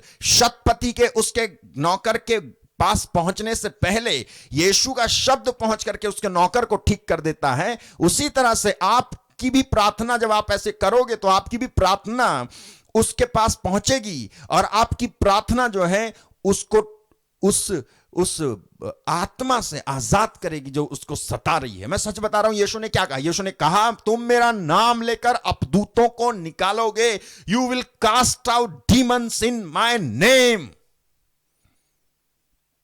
तुम मेरा नाम लेकर अपदूतों को निकालोगे। मेरे भाई मेरी बहन, आत्माओं के परखने के वरदान से यदि आप भर जाएंगे तो आपके लिए दुष्ट आत्माओं को निकालना, बीमारी की आत्मा को निकालना, कैंसर पेशेंट को ठीक करना, लंगड़े को चला देना बहुत आसान होगा। आप कहोगे और चीजें होंगी। हासिल करो, आप मांगो, आप प्रभु से, मुझे ये आत्माओं के परखने का वरदान चाहिए पिताजी, मुझे दीजिए, यीशु के नाम से मुझे ये चाहिए, और वो आपको देगा। समझ में आया आपको? मैं यहां रुक जाऊंगा और आपके लिए प्रार्थना करूंगा, जिससे कि आप इसमें और भी ज्यादा गहराई में उतरें और मजबूती में आप उसकी खोज करें। मैं आपके लिए प्रार्थना करने जा रहा हूं। आप मांगना कि मुझे आत्माओं के परखने का वरदान दिया जाए। आप मांगना। रामाधार पाल जी, मैं आपके लिए जरूर प्रार्थना करूंगा, जरूर प्रार्थना करूंगा। धन्यवाद प्रेमी पिता, धन्यवाद स्वर्गीय पिता। आंखें बंद करें, आप सब लोग आंखें बंद करें, तैयार हो जाएं मेरे साथ। इस समय हम प्रार्थना करेंगे। हम इस समय प्रार्थना करेंगे। पवित्र आत्मा से हम विनती करेंगे कि आपको आत्माओं के परखने का वरदान मिले।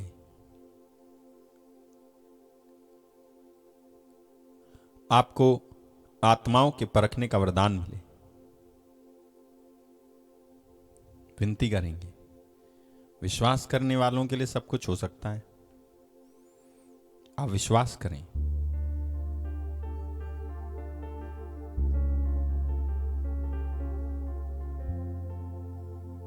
धन्यवाद यीशु,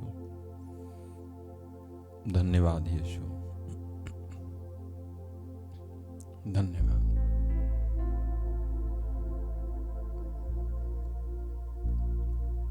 पिता, मैं इस समय एक एक भाई को, एक एक बहन को तेरे हाथों में समर्पित करता हूं। एक एक जन को मैं देख रहा हूं, जितने भी लोग यहां पर हैं प्रभु, उन सबों को, अनीमा जोजो को, सेफरानी परमार को, कल्याणी बेग को, मैनुअल सोलंकी अंकल को, गीता परमार को, अभिषिया तिर्की को, प्रियंका मैकवान को, अंजू को, अंजू मौर्य को, अर्चना बुद्ध को, रेनू फ्रांसिस नाथन को, संजना परमार को, सूरज का सोरा को, रेखा वासुनिया को, स्नेहलता बेन राठौर को, अर्चना बुद्ध को, रश्मि परमार को, मिताली गोम्स को, अरविंद किस्पोटा को, रीना सोरेन को, अंशु नाविक को, सुग्रीव खताना को, संदीप कसुरा को, रीना परमार को, किरण बैरवा को, पुष्पा कुमार को, श्वेता तिर्की को, एक एक को, रोमा रंजन को समर्पित करता हूं। रीटा एंथोनी के परिवार को, नीलम मिंज को, शांतिलाल मैकवान को, रोजलीना को प्रभु मैं समर्पित करता हूं इस समय।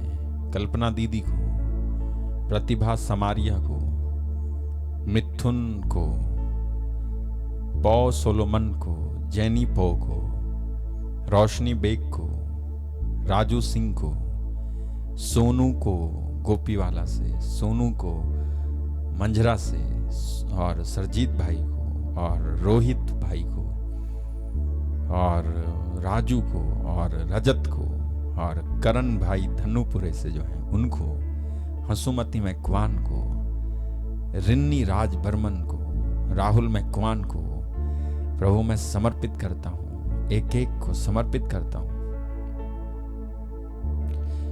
खुशो सरदार को, कुलबीर कौर को, रजनी खैस को, अमिता खैस को, मिन्नी खैस को, जसिंता खैस को, सुरजीत सिंह को प्रभु मैं समर्पित करता हूं। अशोक कुमार को समर्पित करता हूं, जो इनकी मम्मी प्रभु जी व्हील चेयर पे हैं, उनको समर्पित करता हूं। मैं इस समय एक एक को, मारुत पटेल को समर्पित करता हूं प्रभु जी। मैं समर्पित करता हूं एक एक जन को प्रभु। इस चैनल पे जितने भी लोग देख रहे हैं प्रभु, उनको विभा को समर्पित करता हूं प्रभु जी, मीना मैकवान को, मनीष मैकवान को, अंजलि प्रसाद को, फ्लोरा मैकवान को, अनुग्रह खाका को, अरविंद कुमार को, नेल्सन मैकवान को, रमन सिंह को। प्रभु मैं इस समय तेरे सामने ले आता हूं। ग्लोरिया क्लू को तेरे सामने ले आता हूं प्रभु जी, एक एक को तेरे सामने ले आता हूं प्रभु जी, एक एक को तेरे सामने ले आता हूं। दीप शिखा ठाकुर को तेरे सामने ले आता हूं। सूरज सुराग को, मैकवान को तेरे सामने ले आता हूं प्रभु जी। खोई वाला पंकेश को तेरे सामने ले आता हूं प्रभु जी। अमर सिंह ठाकुर को जो रोहड़ू से हैं उनको तेरे सामने ले आता हूं प्रभु। जो लोग इस समय प्रभु यहाँ पर हैं, मंगल देबरम को तेरे सामने ले आता हूं प्रभु जी। और प्रभु अंजू कुजुर को तेरे सामने ले आता हूं प्रभु यीशु। इस समय मैकवान आहूति को तेरे सामने ले आता हूं प्रभु जी। वंदना प्रमार को आपके सामने ले आता हूं प्रभु जी। और मन्नू गुरुनानी को तेरे सामने ले आता हूं। नवीन कुमार को तेरे सामने ले आता हूं प्रभु जी। पश्चिम बंगाल से वो जो भाई हैं उनको तेरे सामने ले आता हूं प्रभु जी। जितने भी लोग प्रभु जी, निर्मल चौहान हैं प्रभु, उनको तेरे सामने ले आता हूं। और इस समय तेरे से प्रार्थना करता हूं। मीना दीक्षित को तेरे सामने ले आता हूं प्रभु। टोनी राज को, मंजूला लकड़ा को तेरे सामने ले आता हूं प्रभु जी। और जेनेट दिग्गा को तेरे सामने ले आता हूं प्रभु जी। पुनीता मैकवान को तेरे सामने ले आता हूं प्रभु जी। कामित जॉन को तेरे सामने ले आता हूं प्रभु जी। और एक एक को, प्रतीक धाबी को तेरे सामने ले आता हूं प्रभु। मैं तुझसे प्रार्थना करता हूं, एक एक भाई को, एक एक बहन को प्रभु जी तेरे सामने ले आता हूं। केशव गुरुंग को तेरे सामने ले आता हूं। रेणु गुरुंग को तेरे सामने ले आता हूं। ममता बारा को तेरे सामने ले आता हूं। निर्मला आलम को तेरे सामने ले आता हूं। सरोज मैकवान को तेरे सामने ले आता हूं प्रभु। जोसफ परमार को तेरे सामने ले आता हूं। हैप्पी सिंह को तेरे सामने लाता हूं। पप्पू देवनाथ को तेरे सामने लाता हूं प्रभु जी। प्रभु एक एक भाई को, एक एक बहन को प्रभु यीशु। अरूप दास जी को तेरे सामने लेकर आता हूं। एक एक को तेरे सामने लाता हूं प्रभु जी। भाई कपिल को तेरे सामने लेकर के आता हूं। एक एक भाई को तेरे सामने, दीपक दास को, मेरी प्रतिमा को, श्यामली हंसदाक को प्रभु तेरे सामने लेके आता हूं। इस समय थेरेसिया परमार को तेरे सामने लेके आता हूं प्रभु जी। सिबिन बाबू को, जेस्सी को तेरे सामने लेकर के आता हूं प्रभु जी। ऋषिता परमार को, अजय कुमार को, अजय मसीह को तेरे सामने, राजदीप कुमार को तेरे सामने लाता हूं प्रभु जी। बैसाखी कर्माकर को तेरे सामने ले आता हूं प्रभु जी। एक एक भाई को तेरे सामने लाता हूं और मैं प्रार्थना करता हूं। के वीर को, रोजलीमा को तेरे सामने लेकर के आता हूं प्रभु यीशु। एक एक को, मेलकॉम फर्नांडिस को तेरे सामने ले आता हूं प्रभु यीशु। और प्रभु किरण जोन्स को तेरे सामने ले आता हूं प्रभु यीशु। एक एक भाई को, एक एक भाई को, एक एक बहन को और इनकी प्रार्थना निवेदनों को, एलियास टोपनो को और इनके प्रार्थना निवेदनों को प्रभु जी। मानिक महेंद्र एक्का को, नीता चौहान को और रजनीकांत मैकवान को तेरे सामने ले आता हूं प्रभु यीशु। एक एक भाई को तेरे सामने लेके आता हूं और मैं प्रार्थना करता हूं प्रभु जी। एक एक को तेरे सामने लाता हूं और मैं प्रार्थना करता हूं प्रभु जी। एक एक को प्रभु जी, एक एक भाई को तेरे सामने लाता हूं, मैं प्रार्थना करता हूं। इस समय एक एक को छूइएगा, एक एक को स्पर्श कीजिएगा पिता। एक एक को छूइएगा, एक एक को आप स्पर्श कीजिएगा। एक एक को छूइए, एक एक को स्पर्श कीजिए। और इनमें से जितने भी लोग प्रभु जी चाहते हैं कि वो आत्मा के परखने के वरदान से भर जाएं और आत्मा के परखने के वरदान को जरूरी समझते हैं और इस समय महसूस कर रहे हैं कि हमें आत्मा के परखने के वरदान की आवश्यकता है, उनके लिए मैं प्रार्थना करता हूं प्रभु। आप एक एक को स्पर्श करें इस समय। मैं आपसे विनती करता हूं पिता, जितने भी लोग इस समय आत्मा के परखने के वरदान के ना होने की वजह से बहुत सारी मुसीबतें झेल चुके हैं, बहुत सारे लोगों से धोखा खा चुके हैं, बहुत सारे लोगों ने इनको लूटा है, बहुत सारे लोगों ने इनको सताया है, बहुत सारा इनका नाजायज फायदा किसी ने उठाया है और इनके भोलेपन का बहुत ज्यादा फायदा उठाया है, इनके सीधेपन का बहुत ज्यादा फायदा उठाया है। इन्होंने सबकी मदद की, लेकिन जब इनकी मदद करने की बारी आई थी तो किसी ने इनकी मदद नहीं की। इन्होंने सबको दिया, लेकिन जब इनकी जरूरत पड़ी तो सबों ने मुंह फेर लिया। ऐसी स्थिति से होकर के गुजरे हैं और प्रभु बीमारी की बातों ने इनको सताया है, इनका पैसा खर्च कराया है। वो आत्माएं आज भी इनके अंदर काम करने नहीं है। वो दुष्ट आत्माएं, वो अपदूत की आत्माएं, जिस तरह से 118 साल से एक औरत को उस आत्मा ने, अपदूत ने बांध के झुका के रखा था, वो उसकी दशा कितनी दयनीय थी प्रभु। अगर तू ना होता और तूने देखा ना होता कि एक आत्मा ने उसे झुका रखा है, तो वो तो झुकी रहती और झुकी झुकी मर जाती प्रभु। ऐसी कितने सारे लोग अपनी बीमारी के शिकार होकर के मर जाते हैं, वो कभी ठीक नहीं हो पाते हैं। पिता मैं प्रार्थना करता हूँ इस समय मैं प्रार्थना करता हूँ कि इन दुष्ट आत्माओं को प्रभु, जो इनके शरीर के अंदर में, इनके जहन के अंदर में, इनके दिमाग के अंदर में, जो इनको नशा करवाती हैं, जो इनको वासना में फंसाती हैं, जो इनको प्रभु जी तेरे से दूर ले जाती हैं, जो इनको प्रभु जी प्रार्थना करने से रोक देती हैं, जो इनको आलस के विचार से भर देती हैं, जो इनको व्यभिचार के विचार से भर देती हैं, ऐसी आत्माएं जो प्रभु जी इनको सता रही हैं, ऐसी दुरात्माएं, ऐसी बदरूह हैं जो इनको सता रही हैं, जो इनके बिजनेस को फ्लरिश नहीं होने देती हैं, जो इनके घर में शांति नहीं आने देती हैं, जो केवल और केवल इनके मन में यही बात डालती रहती है कि पियो, और शराब पिलाती हैं, और जादू टोने में घसीट के ले जाती हैं, और इनको गरीब बना देती हैं, और इनकी मजबूरी पर वो हंसी उड़ाती रहती हैं, इनकी मजबूरी पर वो हंसी उड़ाती रहती हैं। पिता मैं प्रार्थना करता हूँ इस समय आप छुए एक एक को, और एक एक भाई, एक एक बहन, इसी समय जब मैं कहता हूँ यीशु के नाम से इनके अंदर से वो अपदूत निकल जाए, तो वैसे ही निकल जाए जैसे तेरे कहने पे वो 6000 से पीड़ित एक गडेरा का एक अपदूत के अंदर से अपदूत निकल गए थे। जिस तरह से उस व्यक्ति के अंदर से 6000 की अपदूत की सेनाएं निकली, वैसे ही मैं कहता हूं इनके अंदर से भी निकल जाए। Come out in the name of Jesus.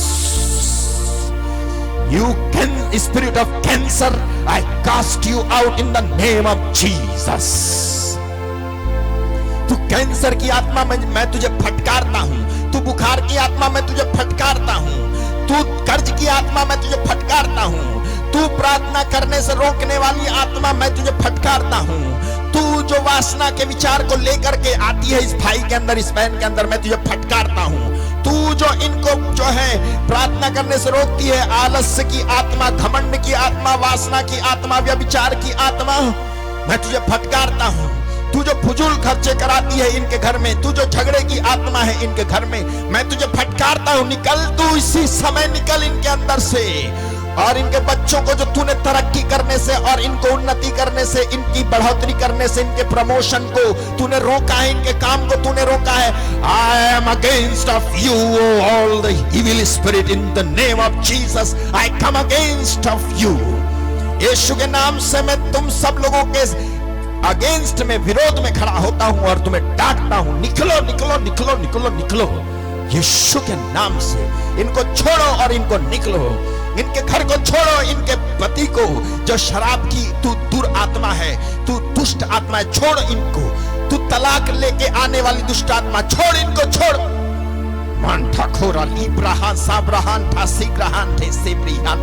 पिता तूने कहा तेरे पुत्र को भिजवा कर, तेरे पुत्र को भेजा, और उन्होंने कहा तुम मेरा नाम लेकर अपदूतों को निकालोगे। अपदूत निकल जाएं, इनकी स्थितियां, इनकी दशाएं ठीक हो जाएं। प्रभु जी इनके बिजनेस में जो नुकसान हुआ है वो नुकसान होना रुक जाए। इनके घर में जो आफतें मची हुई हैं, जो झगड़े मचे हुए हैं, जो बीमारी की आत्माओं से ग्रसित हैं, पिता इनको आप छुएं। इनके दिमाग में जो रॉन्ग डॉक्ट्रिन प्रभु इस आत्मा ने डाली है, वो गलत सिद्धांत वाली शिक्षा खत्म हो जाए यीशु के नाम से। हालेलुया। जो मुकदमा लेकर आती है, जो मुकदमे में फंसाती हैं, यीशु के नाम से कहता हूं इनको छोड़ कर निकल जाएं। पिता मैं प्रार्थना करता हूं जो निर्दोष को भी दोषी बना देती हैं ऐसी आत्माएं, इनको छोड़ करके निकल जाएं। पिता तेरे नाम से मैं प्रार्थना करता हूं एक भाई के लिए, एक बहन के लिए, छुए छुए छुए और स्पर्श करें। Hallelujah hallelujah hallelujah hallelujah hallelujah hallelujah hallelujah.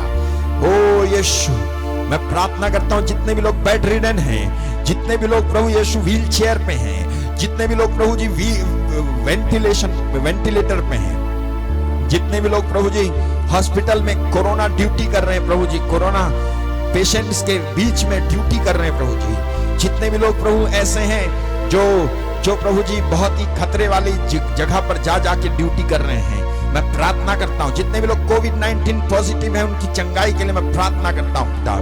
ओ प्रभु, मैं प्रार्थना करता हूं यीशु के नाम से, यीशु के नाम से, यीशु के नाम से, यीशु के नाम से ठीक हो जाओ, यीशु के नाम से ठीक हो जाओ, यीशु के नाम से बीमारियां निकले, यीशु के नाम से ठीक हो।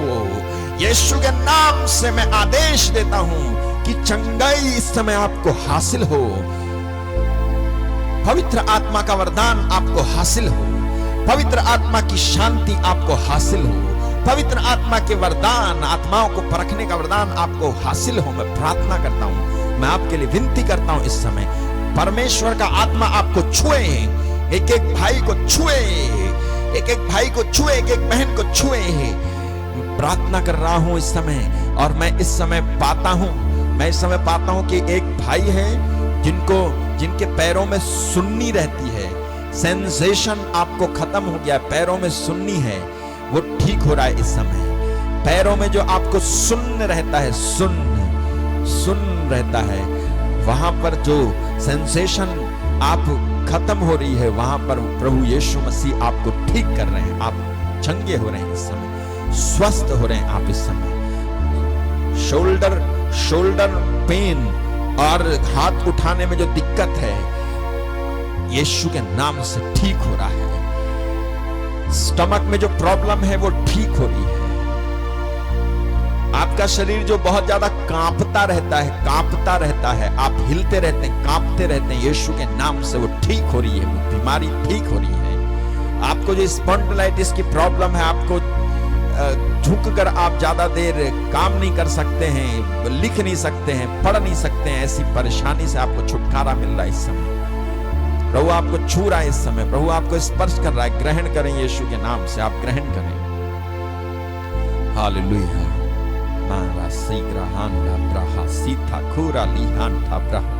प्रभु आपको स्पर्श कर रहे हैं मेरे भाई मेरी बहन, प्रभु आपको स्पर्श कर रहे हैं इस समय, प्रभु आपको छू रहे हैं, प्रभु आपको छू रहे हैं, प्रभु आपको चंगा कर रहे हैं। मैं प्रार्थना करता हूं प्रभु एक एक के लिए, जिनका कोर्ट केस चल रहा है, प्रभु जिनके कोर्ट केस में बहुत ज्यादा ही प्रॉब्लम आ रही है, प्रभु जी बहुत ज्यादा क्रिटिकल हो रखा है, मैं प्रार्थना करता हूं उस कोर्ट केस को खत्म करता हूं यीशु के नाम से, और मैं रिलीज करता हूं कि ये लोग प्रभु कोर्ट केस के चक्रों में जो फंसे हैं, मैं जालम भाई के लिए प्रार्थना करता हूं आजाद हो जाएं प्रभु जी, आजाद हो जाएं। इसमें इस समय दोनों कानों में जिसको दर्द है, यीशु के नाम से आप ठीक हो रहे हैं।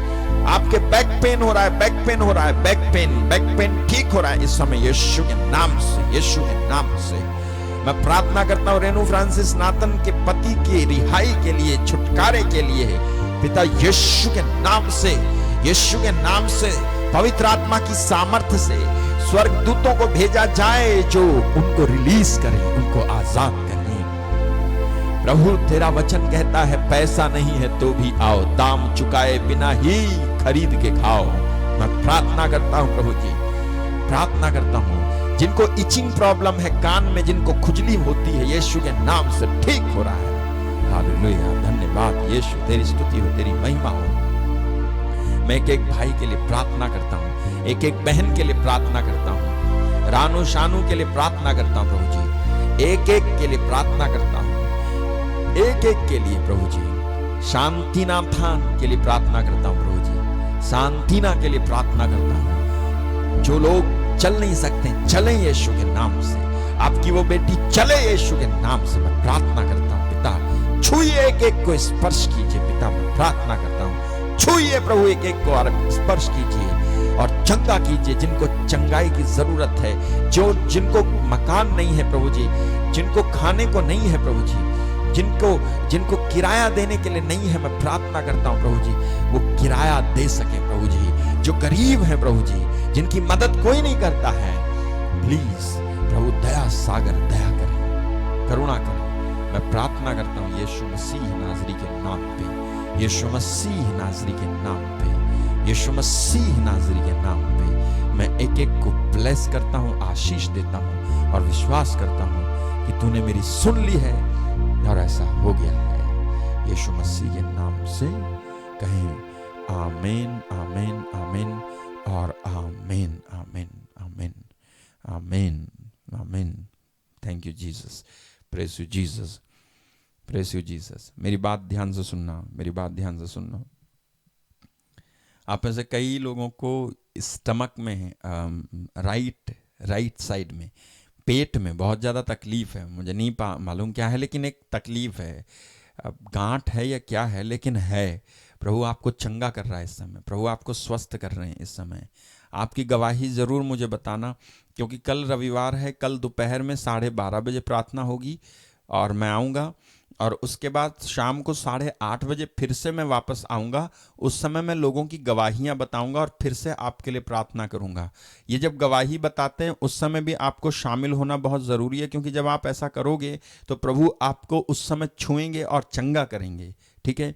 और एक और चीज़ देखो, सुनो ध्यान से, कि आपको आपकी गवाही लिखकर भेजना है, और ज़रूर भेजना है, उसको छिपाना नहीं है। एक दूसरा, आपके प्रार्थना निवेदन मुझे जरूर भेजिए, क्योंकि मैं आपके लिए प्रार्थना कर रहा हूँ। ठीक है, मैं आपके लिए प्रार्थना कर रहा हूँ। प्रभु आपको छुएंगे। ठीक है, प्रभु आपको छुएंगे। आप में से कई लोगों को प्रभु ने इस समय स्पर्श किया है, कई लोगों को प्रभु ने इस समय स्पर्श किया है। और आप अगर इस मिनिस्ट्री के लिए कुछ दान देना चाहते हैं, आप दे सकते हैं। कोई भेंट भेजना चाहते हैं, आप भेज सकते हैं। जितनों ने भेजा है या दिया है, मे गॉड ब्लेस यू, प्रभु आपको आशीष दे। लेकिन जितना हो सकता है आप अपने हाथ को खींचना मत पीछे। प्रभु ने अगर आपको दिया है तो आप देने के लिए आगे आना, क्योंकि बहुत सारे लोगों की मदद हम कर सकते हैं, बहुत सारे लोगों की हम मदद कर सकते हैं। इस समय ज़रूरत है। आप अगर दे सकते हैं, आपका चढ़ावा भेज सकते हैं। जिन्होंने भेजा है, मैं उनसे नहीं कह रहा भेजो, लेकिन आप बराबर भेजिएगा और भेजते रहिएगा। प्रभु आपको आशीष दे। ठीक है, प्रभु आपको आशीष दे। मैं आपके लिए प्रार्थना कर रहा हूँ, प्रभु आपको आशीष दे। याद रखना, प्रभु आपको छोड़ेगा नहीं। हाँ, और इसलिए इन बातों को कहना मुझे ज़रूरी लगता है, क्योंकि अगर आप जो है इन बातों को करेंगे, जो मैंने कहा है वचन के हिसाब से मैं कहता हूँ, मुझे और कोई ज़रूरत नहीं है। मैं नहीं भी कहूँगा तो मेरा कुछ बिगड़ेगा नहीं, लेकिन मैं प्रभु के सामने जो है खड़ा होऊंगा, इसका डर है मुझे। इसलिए मैं आपको बता देता हूँ कि इस चीज़ को आप जो है ध्यान देना। ओके, चलिए ठीक है। तो प्रभु आपको बहुत बहुत बहुत आशीष दे, है ना। और जाते जाते आखिरी में हम एक और भजन गाएंगे और उसके बाद हम जाएंगे।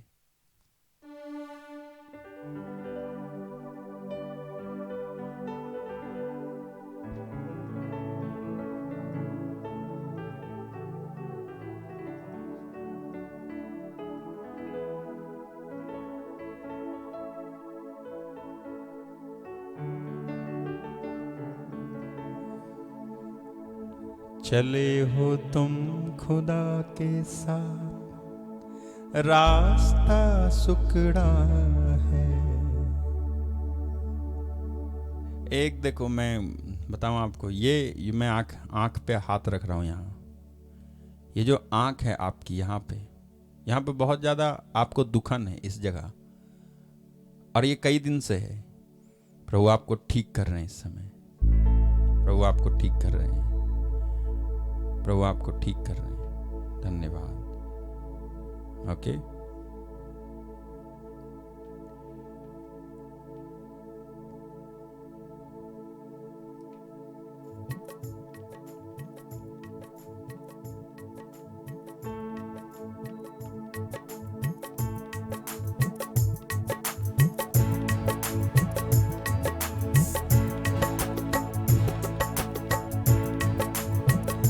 चले हो तुम खुदा के साथ, रास्ता सुकड़ा है। खुदा का थामे रखना हाथ, रास्ता सुकड़ा है। चले हो तुम खुदा के साथ, रास्ता सुकड़ा है। खुदा का थामे रखना हाथ, रास्ता सुकड़ा चले हो तुम खुदा के साथ, रास्ता सुकड़ा है। खुदा का थामे रखना हाथ, रास्ता सुकड़ा है। चले हो तुम खुदा के साथ, रास्ता सुकड़ा है। खुदा का थामे रखना हाथ, रास्ता सुकड़ा है। चलो चले यीशु के साथ, आओ थामे यीशु का हाथ। चलो चले यीशु के साथ, आओ थामे यीशु का हाथ। वो तेरे आएंगे कहेंगे हम तुम्हारे, खुदा की बात तुम सुनना कि रास्ता सुकड़ा है। वो तेरे आएंगे कहेंगे हम तुम्हारे हैं, खुदा की बात तुम सुनना कि रास्ता सुकड़ा है। चले हो तुम खुदा के साथ, रास्ता सुकड़ा है। रास्ता सुकड़ा है। खुदा का थामे रखना हाथ, रास्ता सुकड़ा है। चले हो तुम खुदा के साथ, रास्ता रास्ता सुकड़ा। थामे रखना हाथ, रास्ता सुकड़ा है। चलो चले यीशु के साथ, आओ थामे यीशु का हाथ। चलो चले यीशु के साथ, आओ थामे। खुदा का रूह सिखाएगा, खुदा के रूह बताएगा, खुदा के रूह की सुनना बात, रास्ता सुकड़ा है।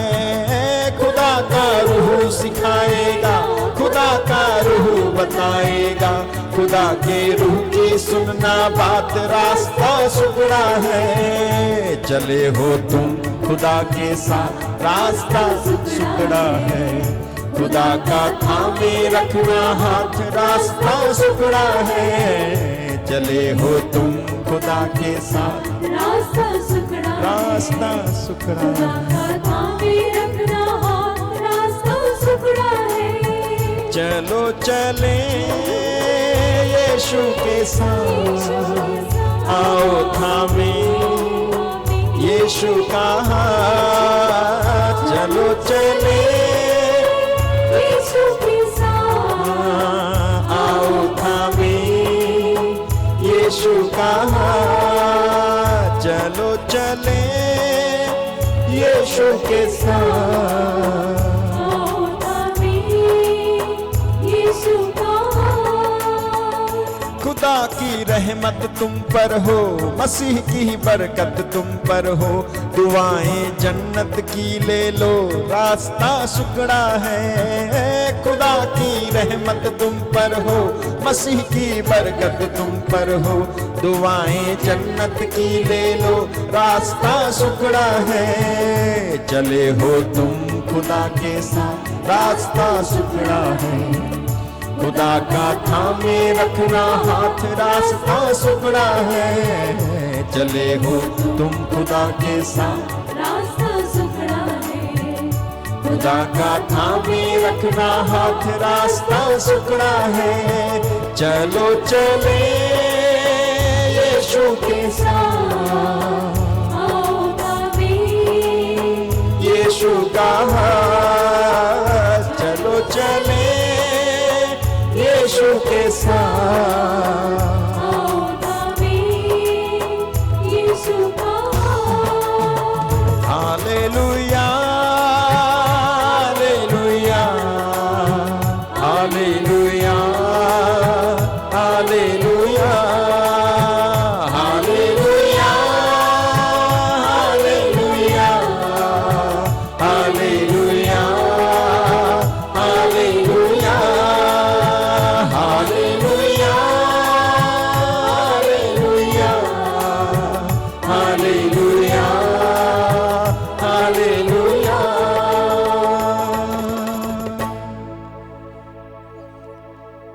प्रभु आप सबों को आशीष दे, आपको संभाले रहें, और कल 12:30 बजे दिन में और कल शाम को 8:30 बजे हम मिलेंगे।